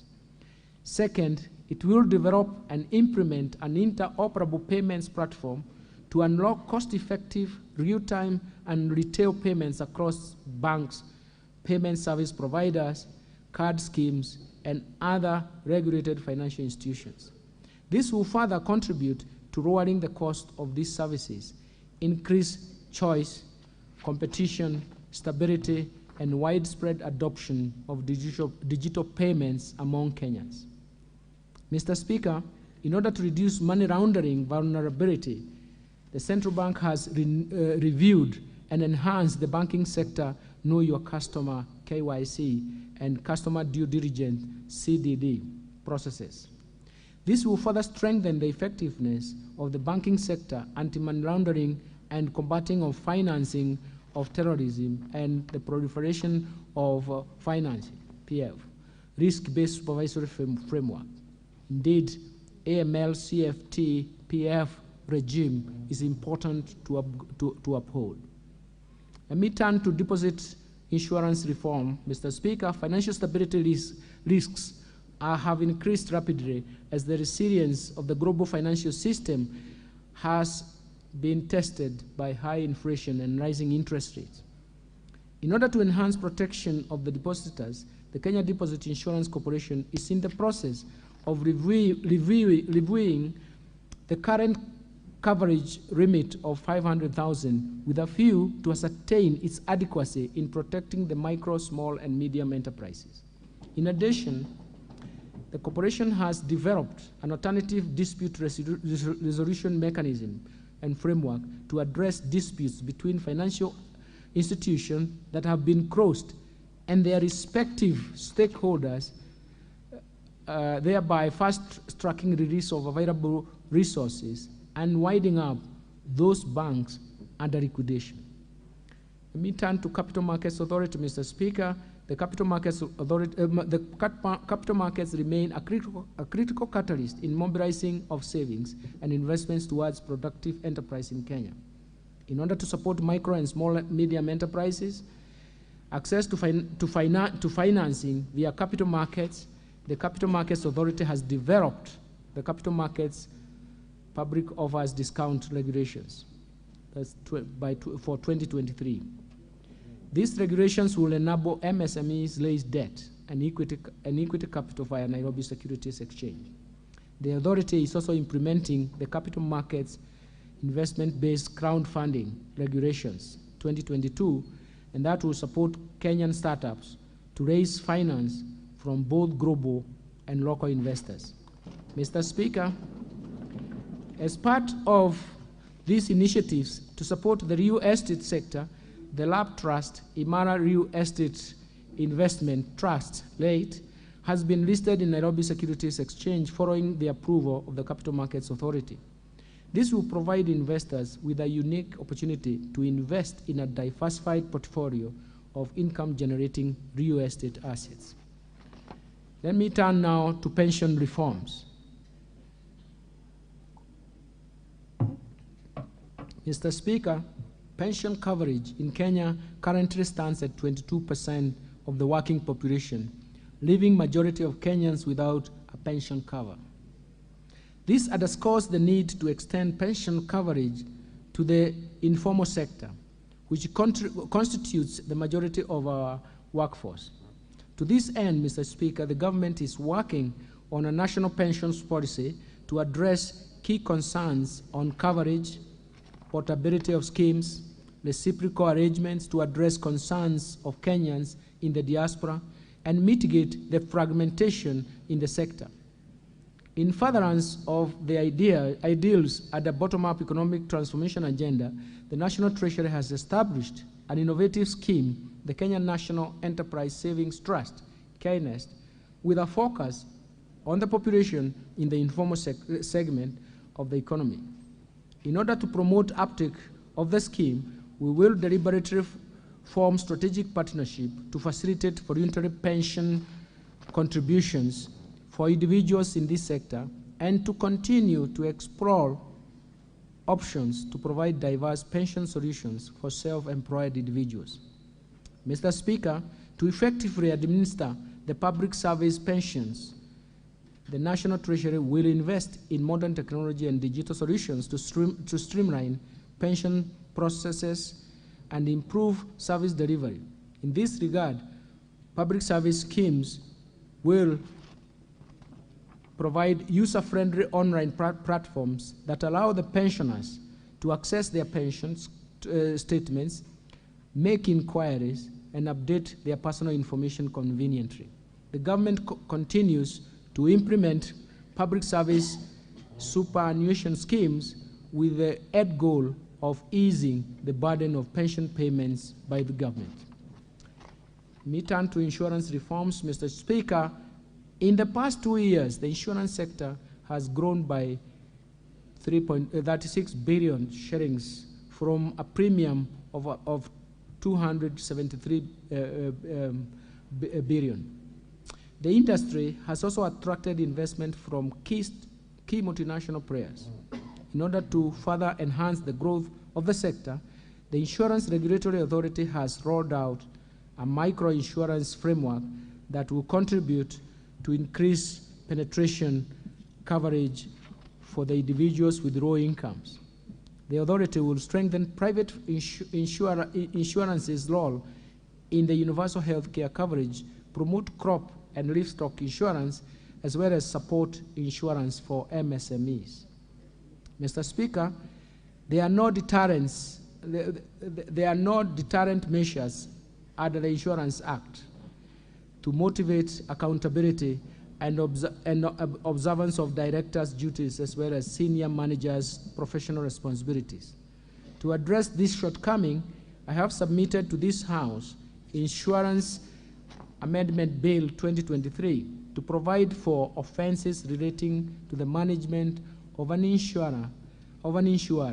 In addition, the bill will contain other amendments aimed at enhancing the efficiency of the Insurance Regulatory Authority in regulating the insurance industry. Let me turn to SACCO societies reforms, Mr. Speaker. The SACCO industry is characterized by many small and medium-sized SACCOs that find it difficult to effectively compete in the deposit-taking and credit markets.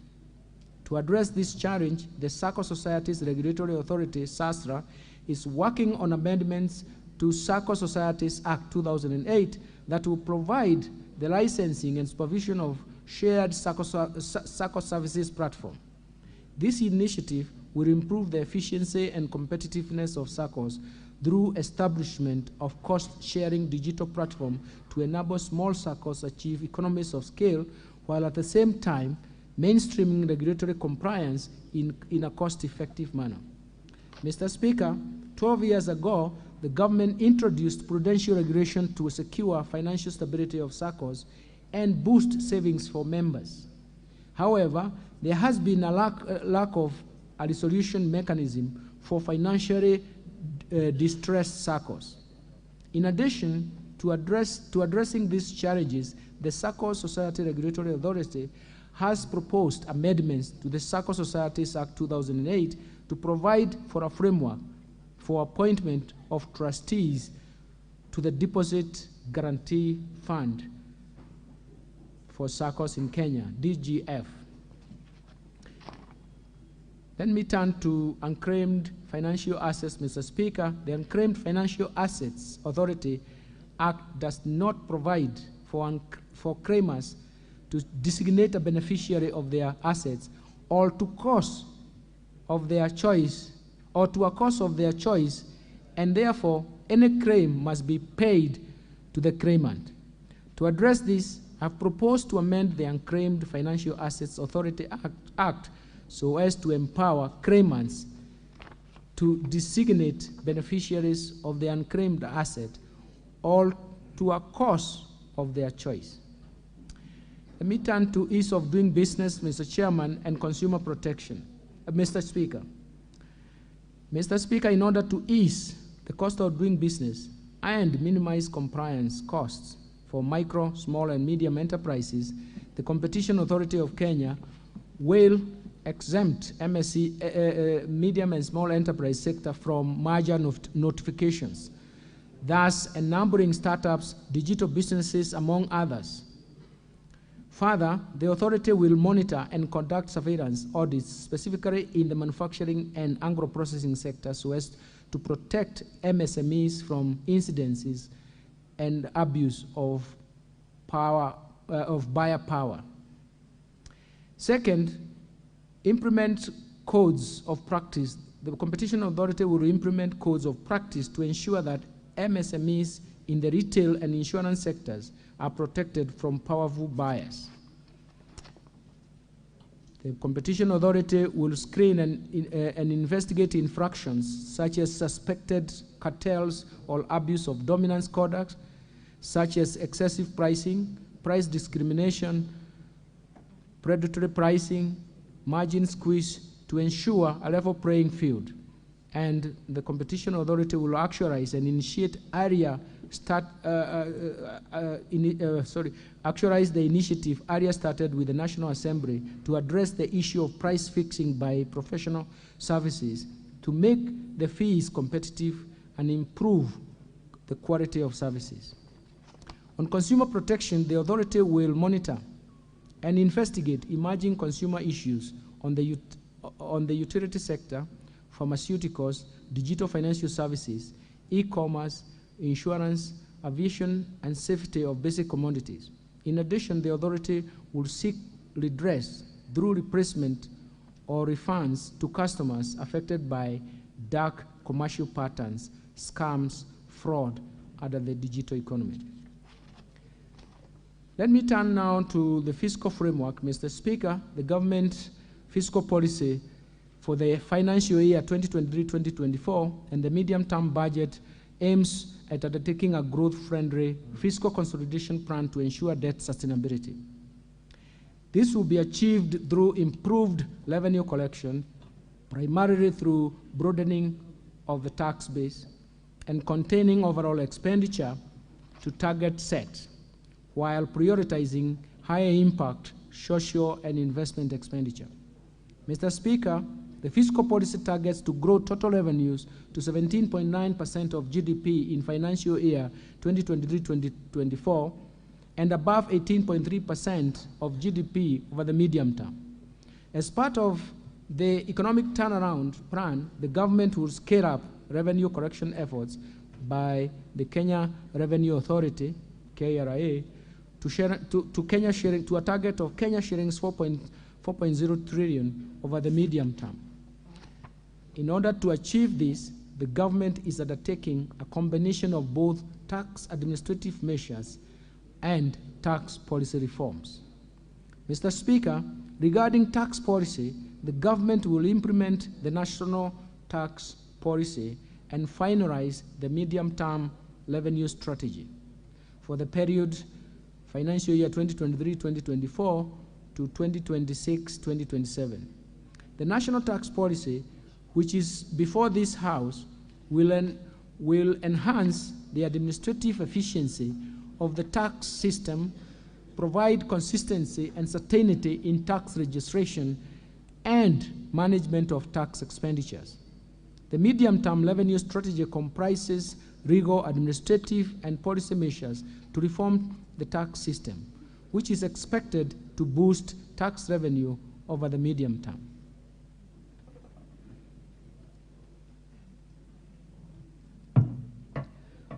On tax administration, Mr. Speaker, the Kenya Revenue Authority is implementing reforms to move towards seamless taxation by ensuring that its systems, taxpayers, and businesses are integrated to allow for the automatic movement of data through machine-to-machine based processes, and where appropriate, shift to real-time processing.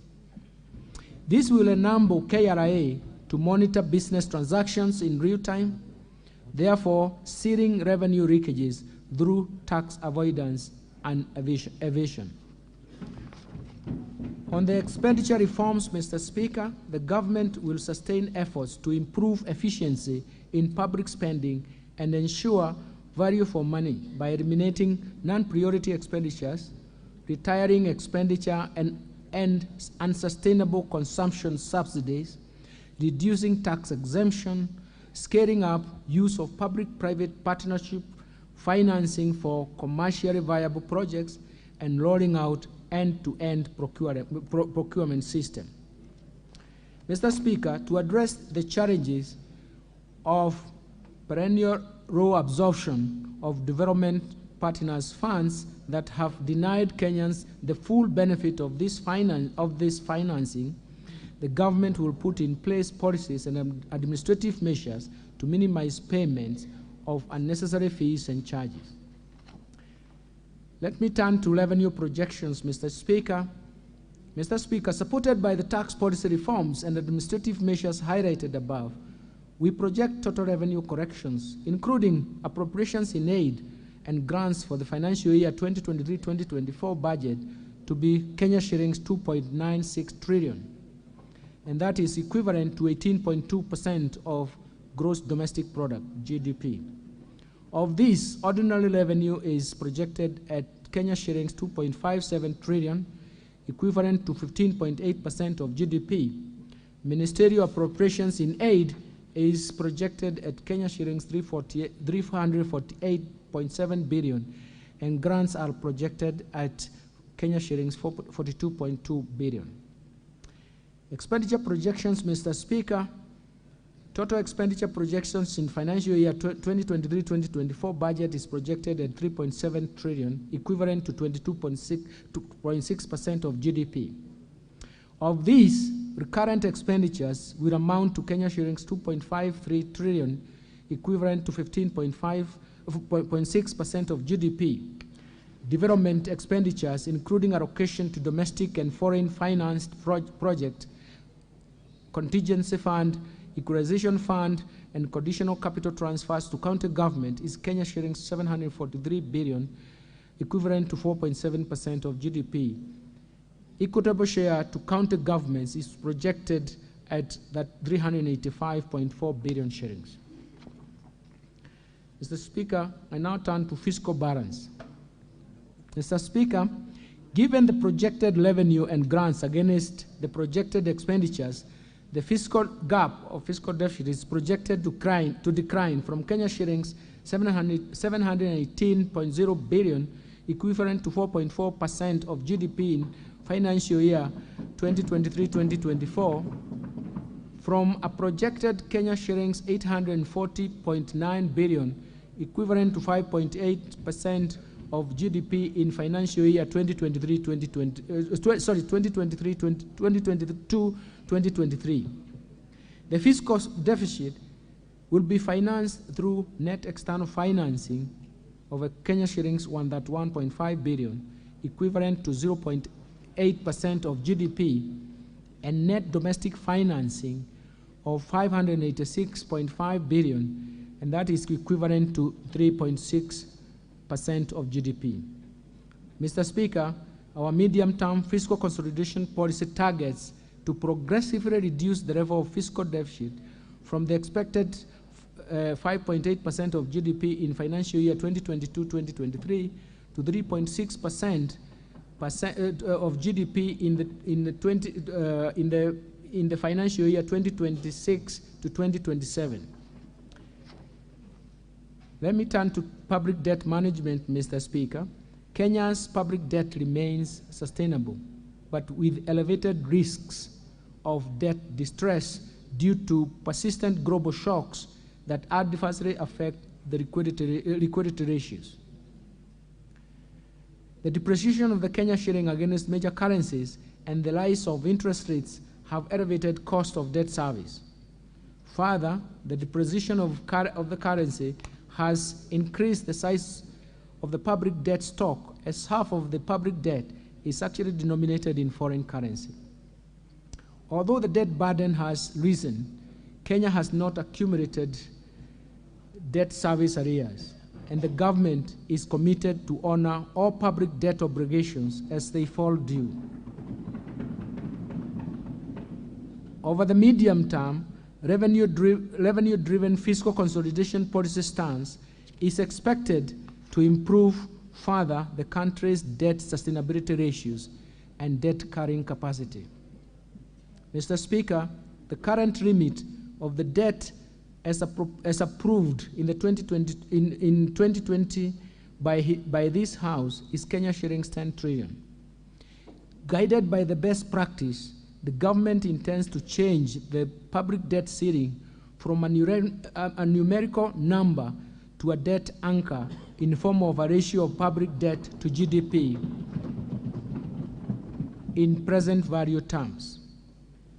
The proposed change to the debt ceiling provides an appropriate guide for optimal level of public debt based on the country's ability to pay.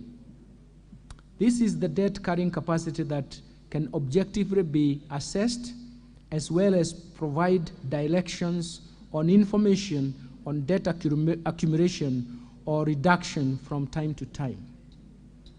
In order to anchor debt ceiling in a statute, the National Treasury developed a Public Finance Management Amendment Bill 2023, which has been submitted to this august House for enactment. The bill was subjected to public participation in line with the requirements of the Constitution of Kenya on transparency and accountability in public policy formulation. I urge the honorable members to prioritize and consider this bill favorably.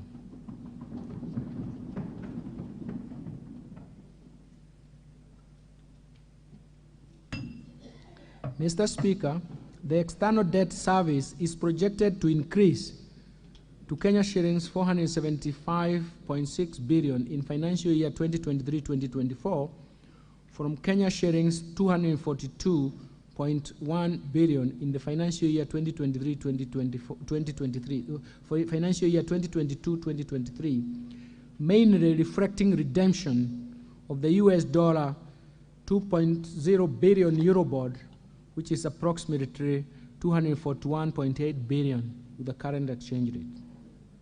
In preparation for the redemption of this maturing bond, the National Treasury and the Economic Planning issued an expression of interest to bring on board a lead manager to advise the government on liability management options towards the resolution of the Eurobond 2024. Mr. Speaker, I wish to assure Kenyans and investors that our fiscal positions remain strong and the government remains committed to meet all maturing obligations as and when they fall due, including the maturing Eurobond for June 2024. Mr. Speaker, due to the limited fiscal space, the government has strengthened the public-private partnership, PPP framework, to leverage on private sector expertise to deliver projects that have strong economic, commercial, and environmental benefits that are also aligned to our national priorities with sustainability and climate change as key considerations and drivers. To ensure the sustainability of PPP projects, the Projects Facilitation Fund, PFF, has been operationalized.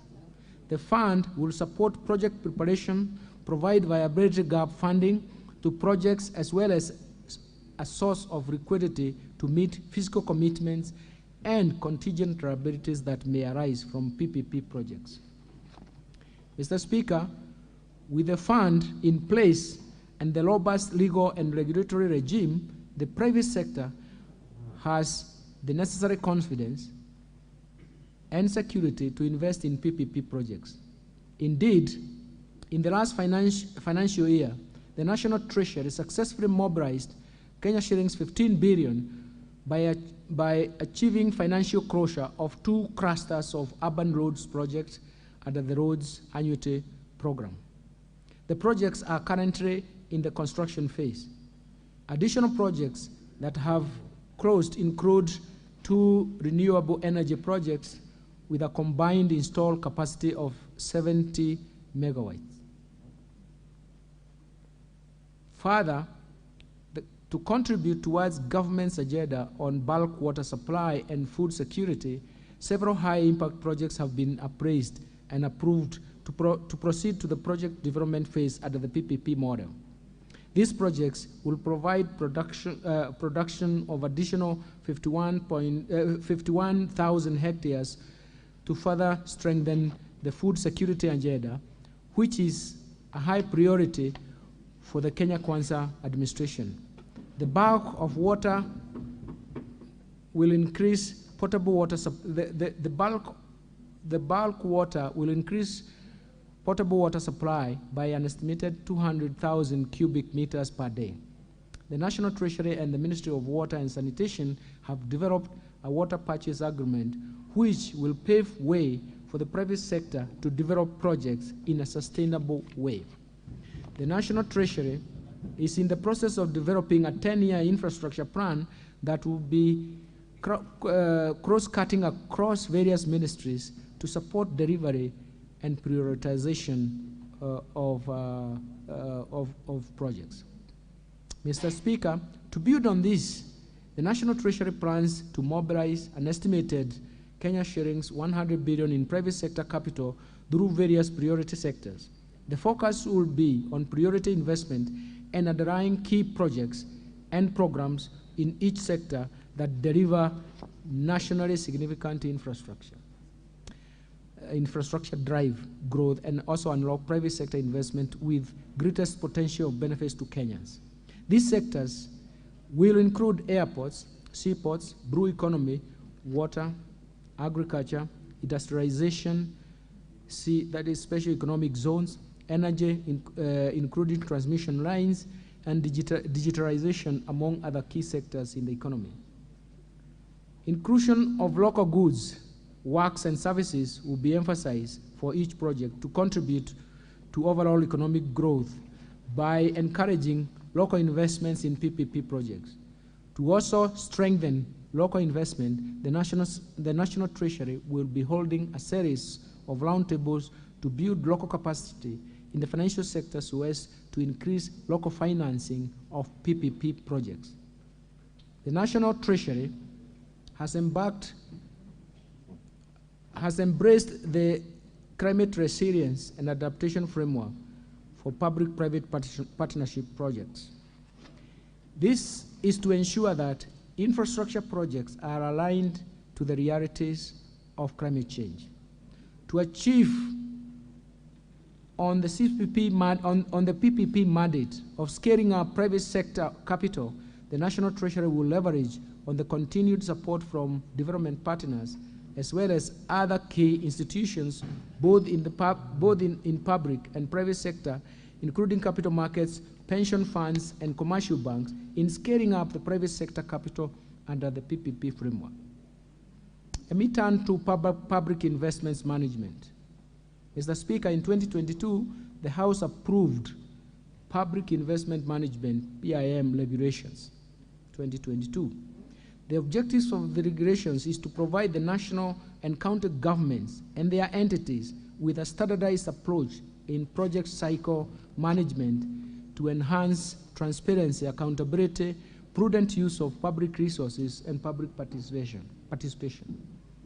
The government will continue implementing the regulations to enhance efficiency in identification and implementation of priority social and economic investment projects. This will further curtail runaway project cost, eliminate duplication, and improve working synergy among implementation actors for timely delivery and development of the development projects. In the financial year 2023-2024, the National Treasury will develop and roll out the Public Investment Management Information System, PIMIS or PIMIS. It automates public investments management processes as outlined in the regulations to ensure that only projects with highest socio-economic returns are undertaken and prioritized for completion. Let me turn to resource allocation under the bottom-up economic transformation agenda. Mr. Speaker, the highlights of the budget allocation in the coming financial year are provided in recognition of the need to restrain borrowing and utilize the revenues and grants projected and in the fiscal framework. The proposed total programmed expenditures spending for the financial year 2023-2024 has been capped at 3.68 trillion. The bottom-up economic transformation agenda, Mr. Speaker, as I mentioned earlier, the government will implement strategic priorities under the bottom-up economic transformation agenda that is geared towards economic turnaround and inclusive growth. The agenda focuses on 5 sectors that have been outlined, and they have been outlined because they give the largest impact to the economy as well as households, as well as raise the households' welfare. This includes, for purposes of repeating, agricultural transformation, micro, small, and medium enterprise economy, housing and settlements, healthcare, digital superhighway, and creative industry. Mr. Speaker, to ensure the effectiveness and efficiency in the planned investment in the 5 sectors, Kenya Kwanza administration has adopted the value chain approach to budgeting. In this regard, the government has identified 9 key value chain areas for implementation, namely leather, cotton, dairy, edible oils, tea, rice, brew economy, natural resources including minerals and forestry, and building materials. This will ensure that there is no break in the value chain, there is no break in the cycle of resource allocation for value chain, and that in the value chain, and that adequate resources are allocated to the entities along the value chain. And of importance, Mr. Speaker, this will eliminate any form of duplication of both roles and budgeting to ensure that there are no gaps and thus ensure efficiency in resource allocation. Agricultural transformation and inclusive growth, Mr. Speaker, the government will implement interventions to ensure food security in the country through climate change, mitigation, and adaptation. thereby reducing the cost of living. As part of the country's long-term food security plan, the government, working with private sector, will continue to subsidize fertilizer in order to make it available and improve productivity in countries. This intervention is also aimed at creating jobs, as agriculture has the highest employment multiplier effect owing to its strong forward and backward linkages to other sectors of the economy. Mr. Speaker, in order to support our aspirations of attaining food and nutrition security, I propose to the National Assembly to effect budget allocations of Kenya shillings 49.9 billion to relevant programs in this budget.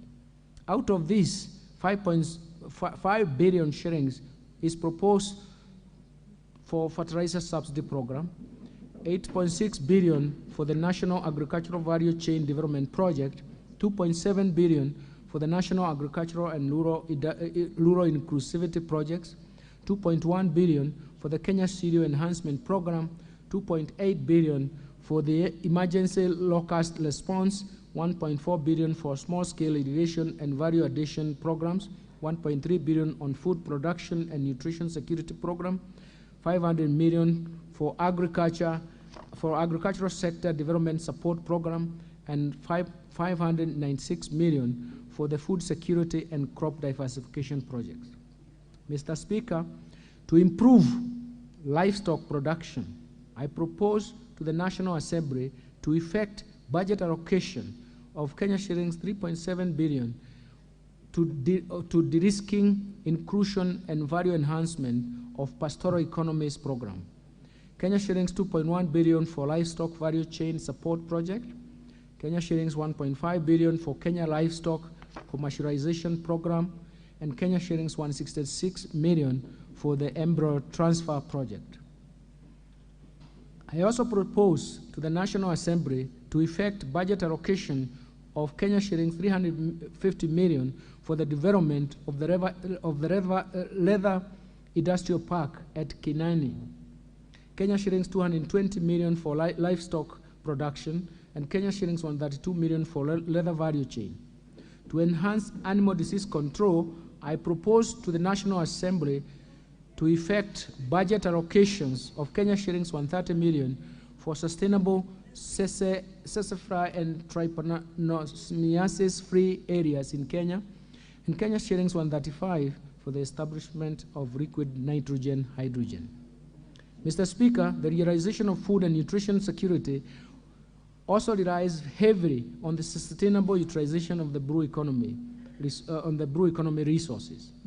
To promote this, I propose to the National Assembly to effect budget allocation of Kenya shillings 2.6 billion for the acquisition, for the aquaculture business development projects.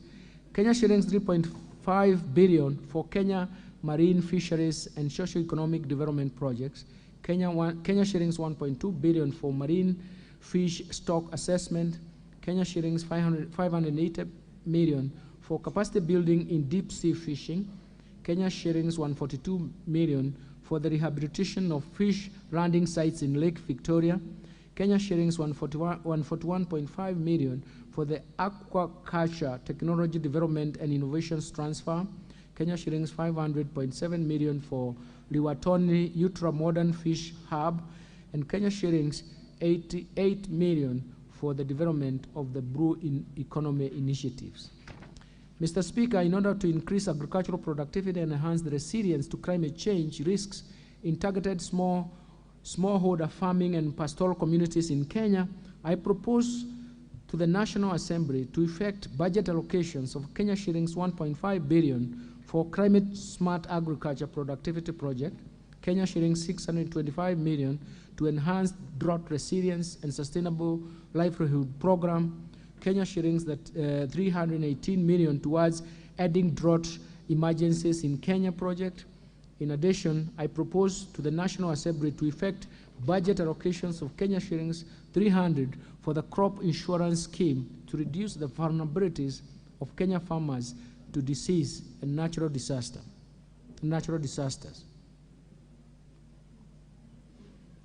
Mr. Speaker, To ensure legitimacy of RAD ownership, I propose to the National Assembly to effect budget allocation of Kenya shillings 1.2 billion for processing and registration of title deeds, Kenya shillings 2.6 billion for the settlement of the RAD race, Kenya shillings 755 million for digitization, Kenya shillings 755 million for digitization of RAD registries, and Kenya shillings 138.3 million for the construction of RAD registries. Mr. Speaker, transforming the macro, small and medium enterprises, MSME economy. Mr. Speaker, this is going to help us and to tackle the key bottlenecks of MSMEs on limited access to credit.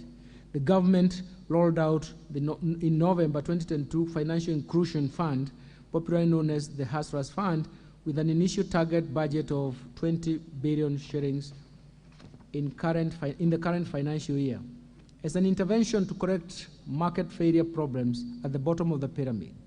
This program aims to lift those at the bottom of the pyramid through structured products in personal finance that includes savings, credit, insurance, and investment.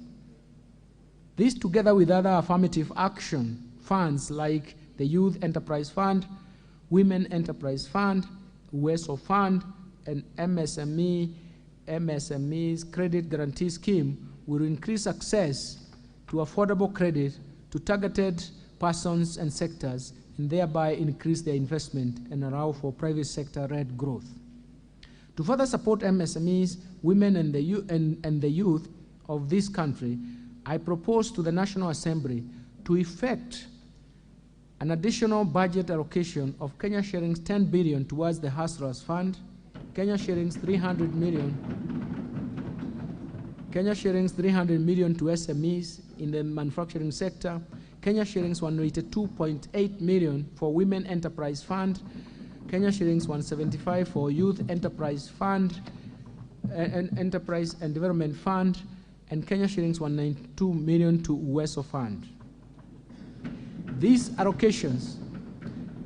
allocation will inevitably guarantee access to affordable credit to the hustlers, households, MSMEs, and therefore accord them an opportunity to make their rightful contribution to nation building. Let me turn to housing and settlement. Mr. Speaker, the cost of housing is a heavy burden to the majority of Kenyans, and is the main factor driving the proliferation of slums in the country. The government's commitment is to turn the housing challenge into an economic opportunity to create quality jobs for our over 100,000 young people graduating from TVETs every year, directly in the construction sector, and also indirectly through the production of building products. This will be achieved through, among others, facilitating the delivery of 250,000 houses per annum and enabling affordable housing mortgages. To ensure success of this initiative, I propose to the National Assembly to effect budget allocation of 35.2 billion for the housing program. This includes 7.3 billion under the Kenya Urban Program, KENAP, Kenya shillings 5.5 billion to Kenya Mortgage Refinance Company for enhancement of the company's capital, as well as for on-lending to primary mortgage lenders, Kenya shillings 3.2 billion for construction of affordable housing units, as well as Kenya shillings 3.3 billion for the construction of social housing units. Other key proposed allocations to the housing, urban development, and public works sector includes shillings 5.5 billion for the Kenya Informal Settlement Improvement Project Phase 2, Kenya shillings 5.2 billion for the construction of markets, Kenya shillings 932 million to the maintenance of government pool houses, Kenya shillings 1.1 billion for the construction of housing units for the National Police and Kenya prisons, Kenya shillings 637 million for the Kenya municipal programs, and Kenya shillings 150 million for the construction of footbridges, and Kenya shillings 300 million for the development of appropriate building technology.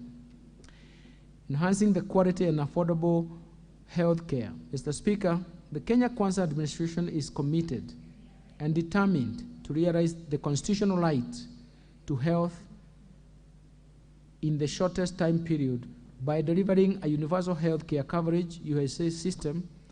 This entails promoting access to quality and affordable health care through the Universal Health Care Coverage Program. Towards this end, Mr. Speaker, I propose to the National Assembly to effect budget allocation of Kenya shillings 141.2 billion to the health sector to support various programs aimed at supporting universal health care coverage. Mr. Speaker, specific proposed allocation for the various activities and programs include Kenya shillings 18.4 billion for the universal health care coverage, Kenya shillings 3.7 billion for the Kenya COVID-19 emergency response project, Kenya shillings 4.1 billion for free maternity health care, Kenya shillings 5.9 billion for the managed equipment services, as well as managed equipment services, MES, as well as Kenya shillings 1.7 billion to provide medical cover for the elderly and severely disabled persons in our society. Mr. Speaker, to lower cases of HIV/AIDS, malaria and tuberculosis in the economy, Kenya shillings 24.8 billion is proposed at a global fund, and Kenya shillings 4.6 billion to enhance vaccines and immunization program. Mr. Speaker, to promote early diagnosis and management of cancer and reduce the burden of treatment among Kenyans, I propose to the National Assembly to effect a budget allocation of Kenya shillings 1.9 billion for construction of cancer center at Kisii Level 5 Hospital, Kenya shillings 500 for strengthening of cancer center management at Kenyatta National Hospital, and an additional Kenya shillings 155 million is proposed for the establishment of regional cancer centers.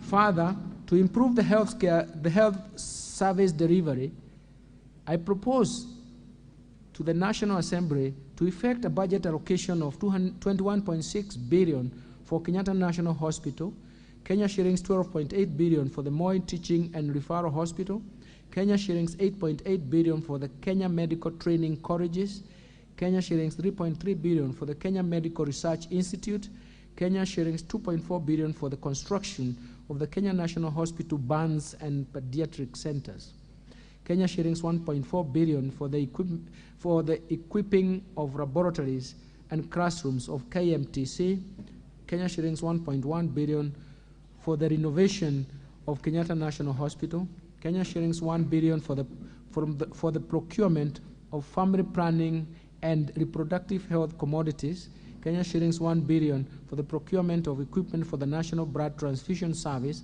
and Kenya shillings 352 million for the digital health platform. Let me turn to digital superhighway and creative economy. Mr. Speaker, the digital superhighway will play a critical role in enabling the government to achieve the objectives of bottom-up economic transformation agenda, as well as in enhancing revenue collection via automation of VAT systems.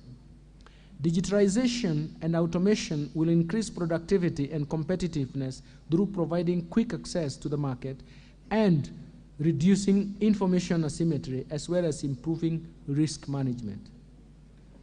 Promotion of music, theater, graphic design, digital animation, fashions, and craft, among others, will increase employment for the youth. Mr. Speaker, the implementation of these interventions is expected to stimulate economic recovery while at the same time securing sustainable and inclusive growth amidst emerging challenges. But more importantly, improve the quality of growth from the public sector investment-led growth to a dynamic private sector-led growth.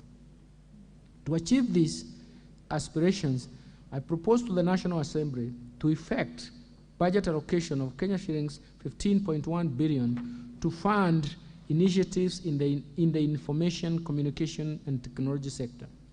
Specifically, Mr. Speaker, this proposed allocation includes 600 million for the government shared services to fast-track the development of the Kwanza Technopolis city.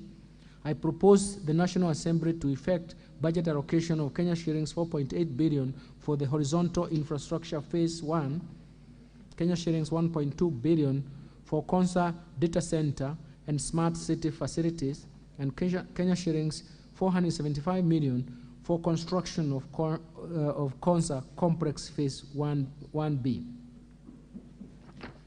Mr. Speaker, other proposed allocations include 5.7 billion shillings for the construction of the Kenya Advanced Institute of Science and Technology at Kwanza Technopolis, Kenya shillings 1.3 billion for maintenance and rehabilitation of the National Optic Fiber Backbone Phase 2 expansion cable, and Kenya shillings 583 million for the maintenance and rehabilitation of the last mile county connectivity network.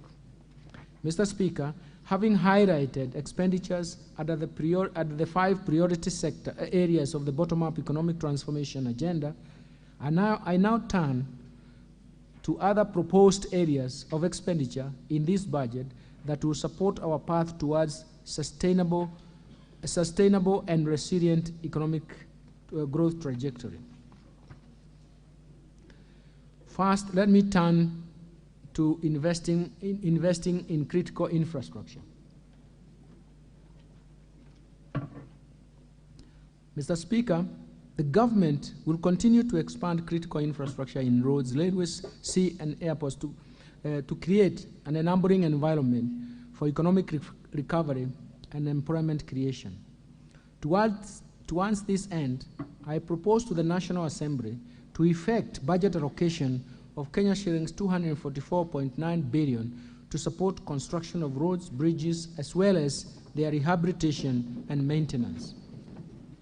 Mr. Speaker, to expand the railway transport, I propose to the National Assembly to effect budget allocation of Kenya shillings 37.4 billion for the second standard gauge railway. For the standard gauge railway. Kenya shillings 579 million for the rehabilitation of the locomotives. Kenya shillings 889 million for the development of Nairobi Railway City. To facilitate movement of goods and people, I propose to the National Assembly to allocate Kenya shillings 1.1 billion for the Nairobi Bus Rapid Transport Project and Kenya shillings 300 million for the acquisition of ferries for Lake Victoria. I have proposed to the National Assembly to effect a budget allocation of, I have also proposed to the National Assembly to effect a budget allocation of Kenya shillings 727 million for the construction and expansion of airports and airstrips. Kenya shillings 500 million for the smart driving license, and Kenya shillings 2.6 million for infrastructure development in Dongo Kudu Special Economic Zone. Mr. Speaker, to support the production of reliable and affordable energy, I propose to the National Assembly to effect budget allocation of Kenya shillings 62.3 billion. Out of this allocation, Kenya shillings 33.8 billion will cater for the national grid system, 12.1 billion will cater for rural electrification, Kenya shillings 11.4 billion will be for development of geothermal energy, Kenya shillings from 3.2 billion will be for alternative energy technologies. Let me move on to improving education outcomes, Mr. Speaker. The ultimate means of ensuring an equitable society is through investment in education as part of human capital development. For this reason, the government will continue to address inequalities in our education system so as to level the playing field for all children irrespective of their background. Mr. Speaker, to improve the education outcomes in the country, I propose to the National Assembly to effect budget allocation of Kenya shillings 628.6 billion to the education sector. Out of Out of the proposed allocation, Kenya shillings 12.5 billion will cater for the free primary education, Kenya shillings 65.4 billion for the free day secondary education, including insurance under NHIF for secondary school students, Kenya shillings 25.5 billion for junior secondary school capitation, Kenya shillings 5 billion to support examinations fee waiver, Kenya shillings 4.8 billion for recruitment of 20,000 intern teachers, Kenya shillings 1 billion for the promotion of teachers, Kenya shillings 4.9 billion for the school feeding program, and Kenya shillings 940 million for the provision of sanitary towels. In addition, Mr. Speaker, I propose to the National Assembly to effect budget allocation of Kenya shillings 1.3 billion for training of teachers on competency-based curriculum, and Kenya shillings 400 million for the digital literacy program and ICT integration in our secondary schools. To support infrastructure development and ensure safe learning in schools, I propose to the National Assembly to effect budget allocations of Kenya shillings 6 billion for primary school and secondary schools infrastructure, including classrooms for junior secondary schools, and Kenya shillings 1.9 billion for construction and equipment of technical training institutes and vocational training centers. Further, 1.8 billion is proposed to increase access and improve the quality of technical and vocational education training programs under the East Africa Skills Transformation and Regional Integration Project. Mr. Speaker, I propose to the National Assembly to effect budget allocations to the education sector to include 316.7 billion shillings for Teacher Service Commission, Kenya shillings 97.5 billion for the university education, Kenya shillings 30.3 billion for the Higher Education Loans Board, Kenya shillings 2.7 billion for Kenya Secondary Education Quality Improvement Project, and Kenya shillings 5.2 billion capitation for TVET students. Mr. Speaker, Kenya shillings 980 million is proposed for technical vocational education training and entrepreneurship, Kenya shillings 1.5 billion for promotion of youth employment and vocational training, and 749 million for the research, science, and technology and innovation.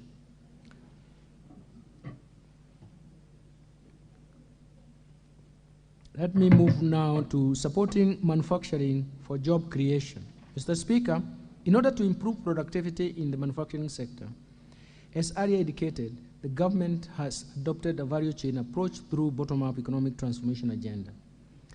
This will address bottlenecks that impede the growth of the manufacturing sector in order to create jobs and enhance the economy's competitiveness. To further promote local industries, I propose to the National Assembly to effect budget allocation of Kenya shillings 26.9 billion under the various implementing ministries, departments, and agencies. Out of this allocation, 4.7 billion will support establishment of county integrated agro-industrial parks, Kenya shillings 3 billion for construction of 6 export processing zones flagship projects, Kenya shillings 3.1 billion for supporting access to finance and enterprise recovery project, Kenya shillings 500 million for the development of special economic zones textile park in Naivasha, and Kenya shillings 1.8 billion for the construction of an effluent treatment plant at Kenaini. In addition, Mr. Speaker, in order to maximize the benefits from our cash crop, the government will make further investment towards the revival of and enhancement of output. In this respect, I propose to the National Assembly to effect budget allocation to the revitalization of the cash crops. Kenya shillings 120 million for cotton, Kenya shillings 62 million for coconut, Kenya shillings 35 million for cashew nut, and Kenya shillings 150 million for pyrethrum.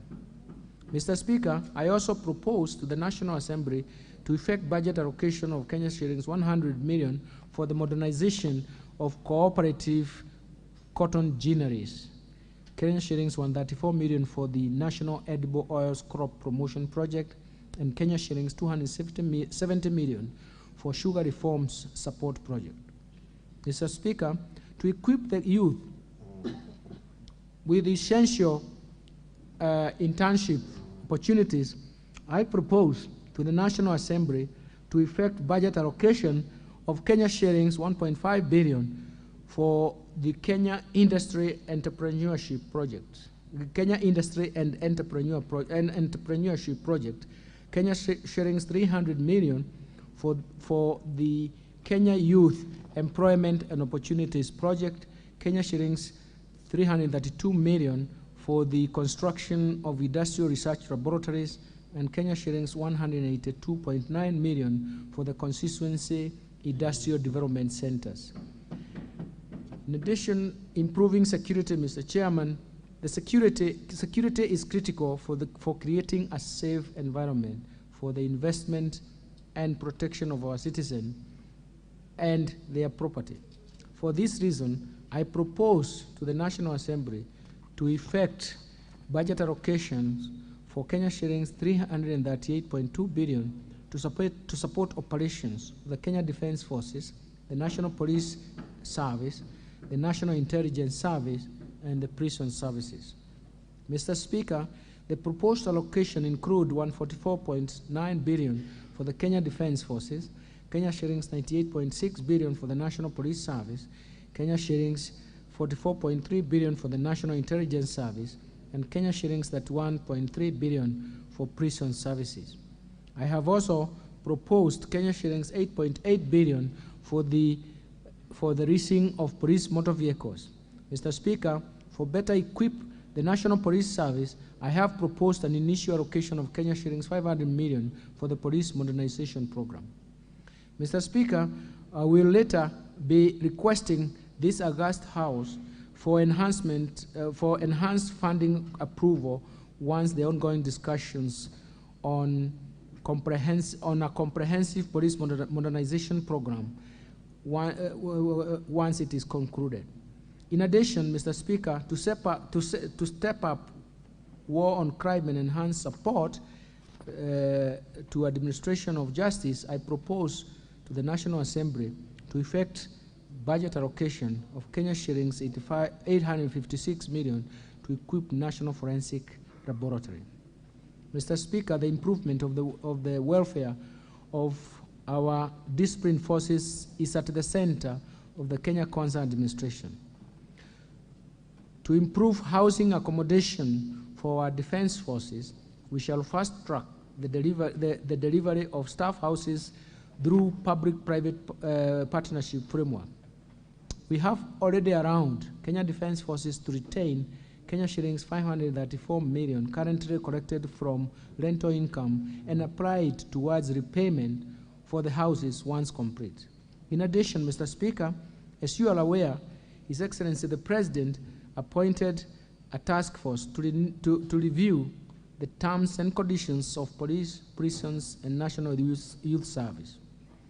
We shall be presenting a funding proposal to this House once the discussions are concluded and adopted within the government.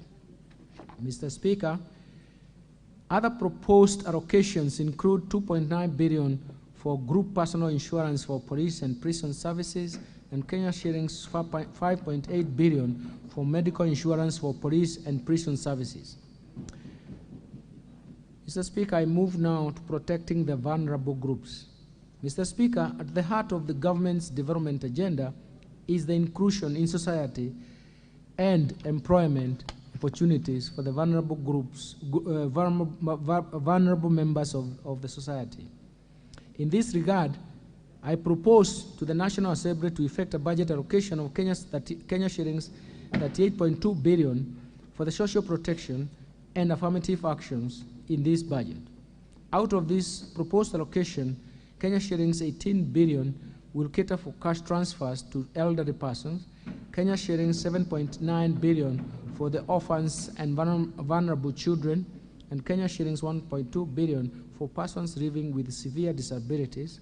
Mr. Speaker, to ensure the elderly and other vulnerable groups under the cash transfer program do not take long waiting for their cash payment and cash transfers will be prioritized and paid alongside the monthly government payroll as and when it is due. Mr. Speaker, the proposed allocation for the vulnerable group members of our society also includes 5.6 billion for the Kenya Hunger Safety Net program, Kenya shillings 3.3 billion for Kenya Social and Economic Inclusion Project. In addition, Kenya shillings 900 million will go to Child Welfare Society of Kenya, Kenya shillings 400 million for the Presidential Bursary for the Orphans, and Kenya shillings 459 million for the National Development Fund for persons living with disabilities. These allocations shall remain ring-fenced from any budget rationalization and will be fully funded in order to achieve the desired results.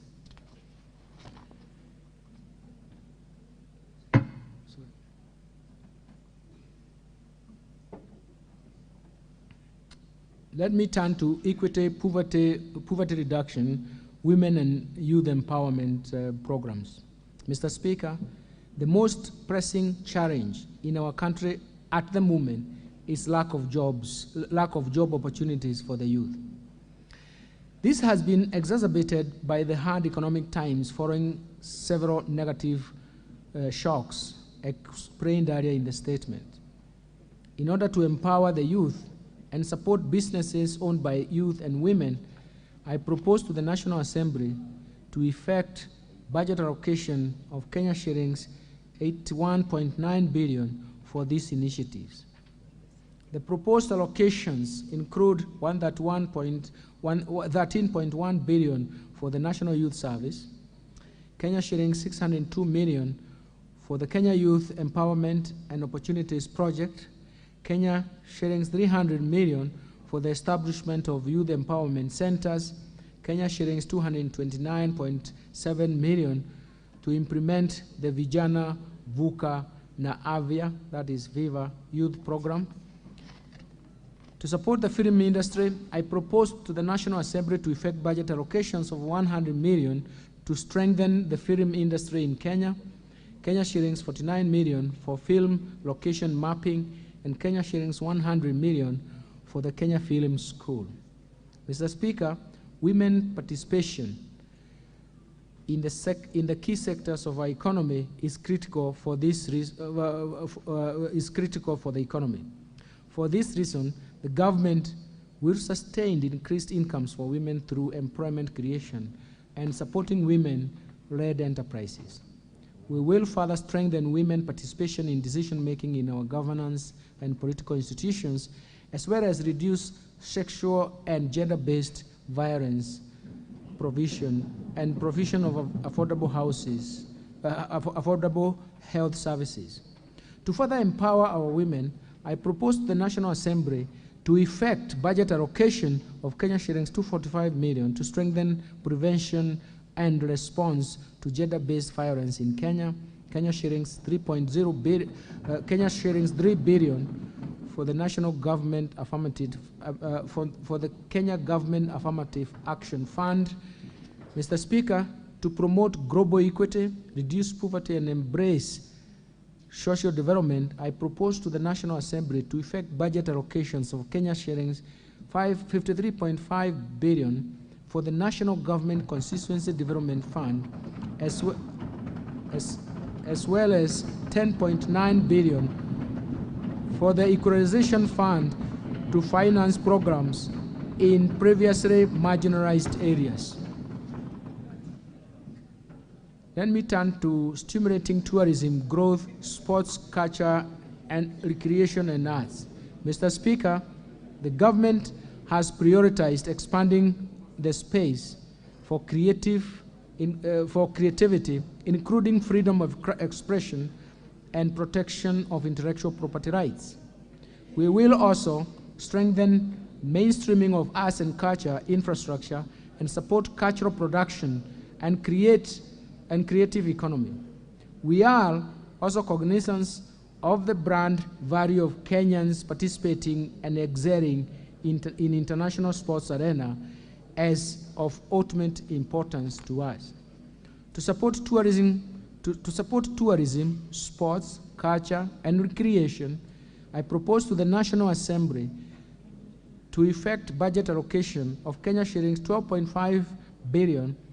This includes an allocation of 6.4 billion under the Sports, Arts, Social Development Fund, Kenya shillings 4.1 billion for the Tourism Fund, and Kenya shillings 2 billion for the Tourism Promotion Fund. Let me turn to environmental protection, water, and natural resources. Mr. Speaker, environmental conservation and response to the impacts of climate change are the center of government's socio-economic transformation agenda. To expand access to clean and adequate water for domestic and agricultural use, I propose to the National Assembly to effect budget allocation of Kenya shillings 43.3 billion for water sewerage infrastructure development, Kenya shillings 12.4 billion for water resources management, Kenya shillings 1.6 billion for water storage and flood control. In addition, I propose 19.7 billion for irrigation and flood reclamation, and now 1.9 billion for water harvesting and storage for irrigation.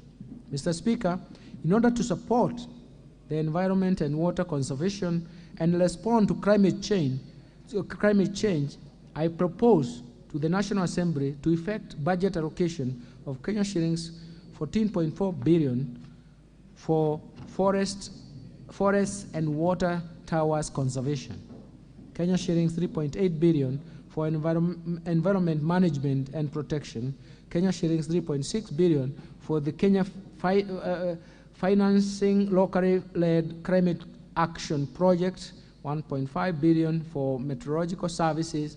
In addition, I have proposed an allocation of 1.1 billion for human wildlife conflict compensation, Kenya shillings 800 million for wildlife insurance, Kenya shillings 400 million for maintenance of access road and airstrips in parks, Kenya shillings 319 million for drilling of boreholes in protected areas for provision of water for wildlife, and 226 million for wildlife research facilities.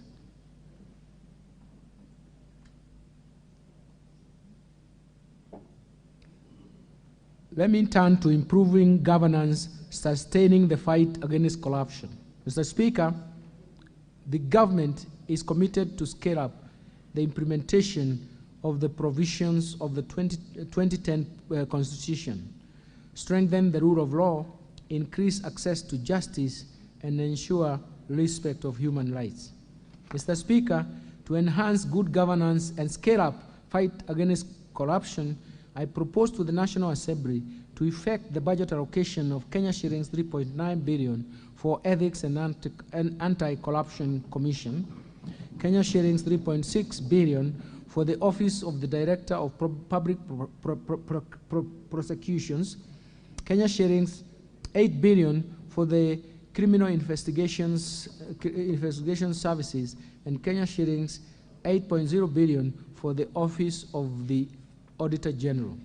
In addition, to embrace the oversight and legislative role of Parliament and access to justice, I propose to the National Assembly to effect budget allocation of Kenya shillings 41 billion for the Parliament and Kenya shillings 23.2 billion for the judiciary.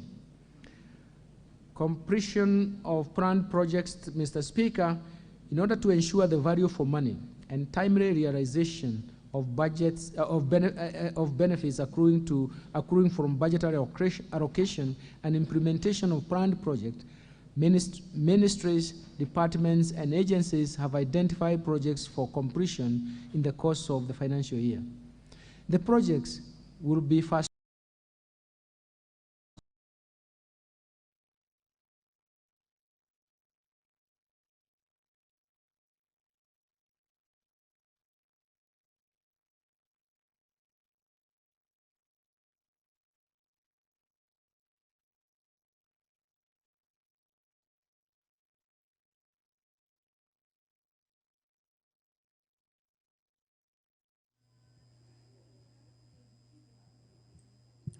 Well, a very good afternoon to you, and we are glad that you've joined us this afternoon.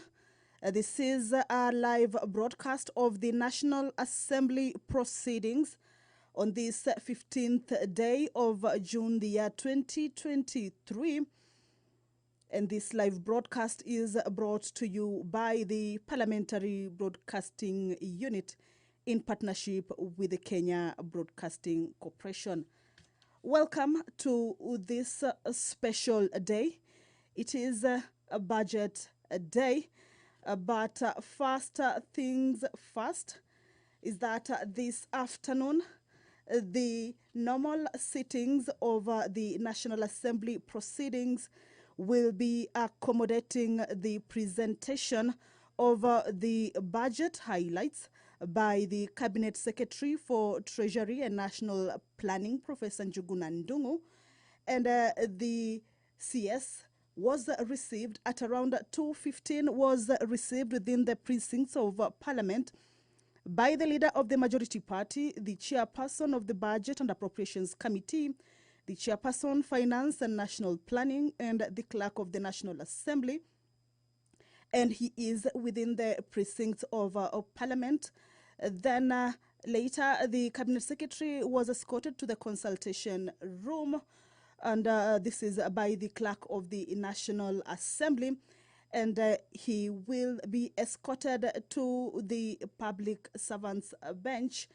And around 2:30, the sitting is set to start. Remember, it is a normal sitting of the National Assembly. However, things will be a bit different today because of accommodating the presentation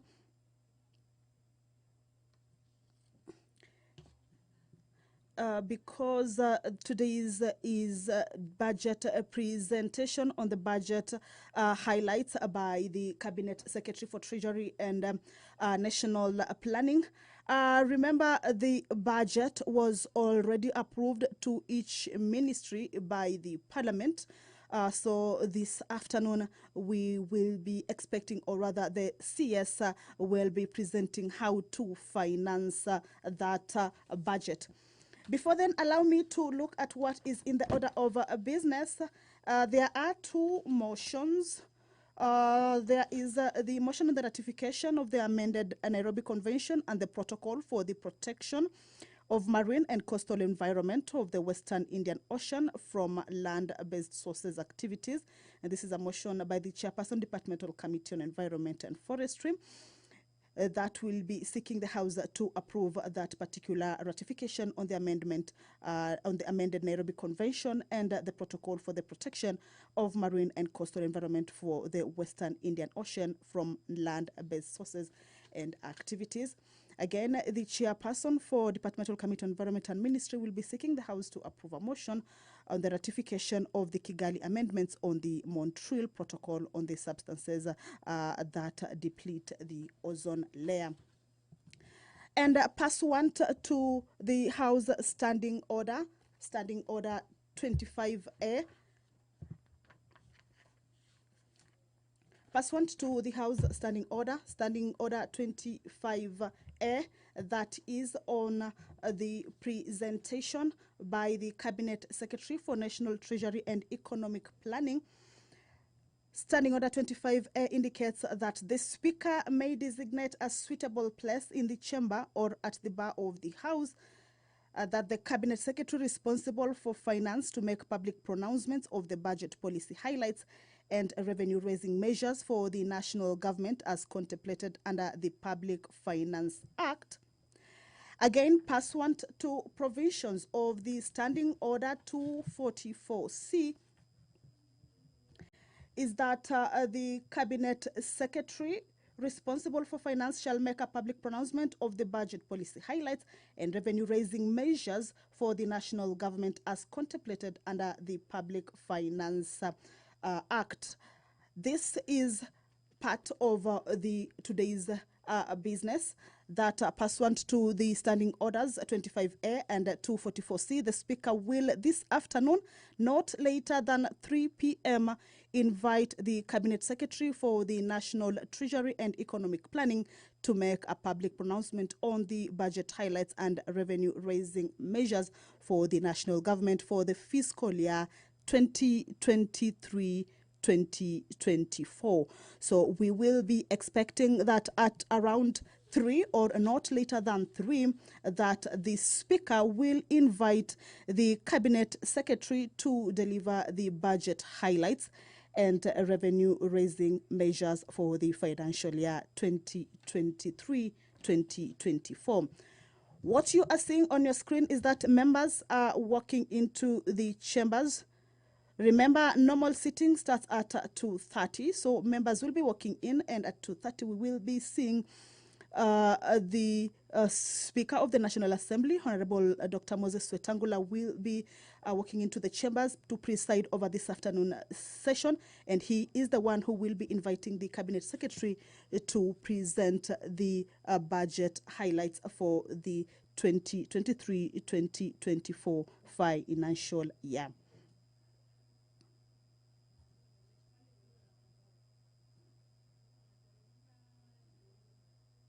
Well, if you are just joining us, welcome to this particular live broadcast of the National Assembly proceedings, afternoon sitting on this 15th day of June, the year 2023. And this is a special day. It is a budget day where during the National Assembly normal sitting, the House will accommodate the presentation of the budget highlights by the Cabinet Secretary for National Treasury and Economic Planning to make public pronouncements of the budget highlights and revenue-raising measures for the national government for the fiscal year 2023. And just to remind you that this is a live broadcast that is brought to you by the Parliamentary Broadcasting Unit in partnership with the Kenya Broadcasting Corporation. On this day is that pursuant to provisions of Standing Order 25A and 244C, the Speaker will not later than 3 p.m. invite the Cabinet Secretary for the National Treasury and Economic Planning to make a public pronouncement of the budget highlights and revenue-raising measures for the national government for the fiscal year 2023-2024.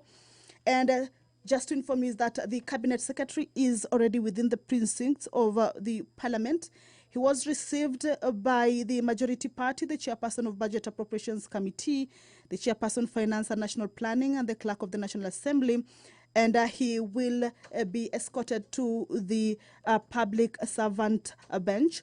And at 2:30, once the House commences its normal sitting, at 2:45, we expect the Speaker to invite the Cabinet Secretary to deliver the budget highlights and revenue-raising measures for the financial year 2023. What you are seeing now is that members are slowly walking into the chambers. This is the National Assembly sitting. It is a normal sitting of the National Assembly, so it is not a joint sitting, just in case you thought so. So these are just members of the National Assembly who will be in these chambers as the CS for National Treasury and Economic Planning will be presenting or making public pronouncements of the budget highlights and revenue-raising measures for the financial year 2023-2024. Remember, the budget was already approved for each ministry by the Parliament, and this afternoon what the CS will be doing will be presenting how to finance the budget. And a look at what the budget for the next financial year is. The budget has been set at 3.679 trillion. The budget has been set at 3.679 trillion. And on the revenue bit is that 2.57 trillion is ordinary revenue, and 347 billion is appropriation in aid, 42 billion is in grants. And just to check at what the 2022-2023 financial year had in store for Kenyans is that unlike this year's budget at next financial year's budget at 3.679 trillion, this financial year, that is 2022-2023 budget, was at 3.34 trillion.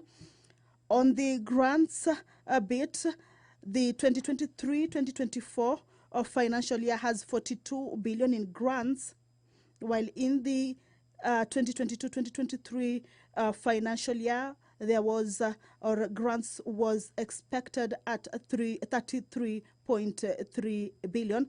Those are some of the key areas, or rather the differences in the two budget highlights for the two financial years. And the deficit for the next financial year is that there's a deficit of 720 billion. That is down. The 720 billion is at 4.4% of the GDP, and it is down from 6.2% for the financial year 2022-2023. If you are just joining us, is that these are preparations for the presentation of the national government budget highlights and revenue-raising measures for the national government for the fiscal year 2023-2024. And just to remind you, is that this is the inaugural budget, or if you like, the first budget for the Kenya Kwanza government, as well as the first budget for President William Ruto. So just to look at some of what is entailed in the budget, is that the expenditure is 2.3 trillion Kenya shillings in the national government expenditure, this including parliament and judiciary. We also have equitable share of counties, that is 385 billion Kenya shillings. Remember, this is an addition of 15 billion Kenya shillings in this year's financial year. The county government were allocated 370 billion Kenya shillings. So those are some of the highlights that this budget has. But looking at the key priority areas that this government is seeking to channel its funds to, we have the agricultural transformation. We also have the MSMEs. There is also the housing sector, also healthcare, as well as digital superhighway and creative industry. These are some of the five key pillars or priorities that some of the allocations will be channeled to improve various sectors or various issues that are meant to improve the life of the local mwananchi. The 630 billion, that is around 27.4% is of national government expenditure, has been allocated to education. This, like I told you, remember the budget was already approved by the parliament for each ministry. So we have 630 billion that has been dedicated to improving the country's education system. This is on the sector allocations. We also have the Teachers Service Commission, that is TSC, in the education sector, is that has been allocated 323.8 billion. This is to support teachers' salaries and related expenses. The health sector, which is one of the key pillars or priority areas for this government, is that it has been allocated 141 billion Kenya shillings. And this is to enhance healthcare services across the country. the judiciary, which is part of the national government expenditure, that falls within the 2.3 trillion in the national government expenditure, is that it has been allocated 22 billion to support the administration of justice. In the manufacturing, which has been also a key pillar, or which has also been one of the targets in channeling funds or monies to in improving the economy, is that 3 billion has been dedicated to export or processing zones, this commonly referred to as EPZs, and this is to enable promote industrial growth and export-oriented industries. These are some of the sector allocations in the 3.679 budget for the financial year 2023-2024. If you are just joining us, is that members of the National Assembly are getting into the chambers in preparation to give way for the Cabinet Secretary for National Treasury and Economic Planning to be able to make public pronouncements for the national government for the fiscal year 2023-2024. A look at some new issues that have come up in this budget. We have seen the introduction of new taxations. There is the 1.5 housing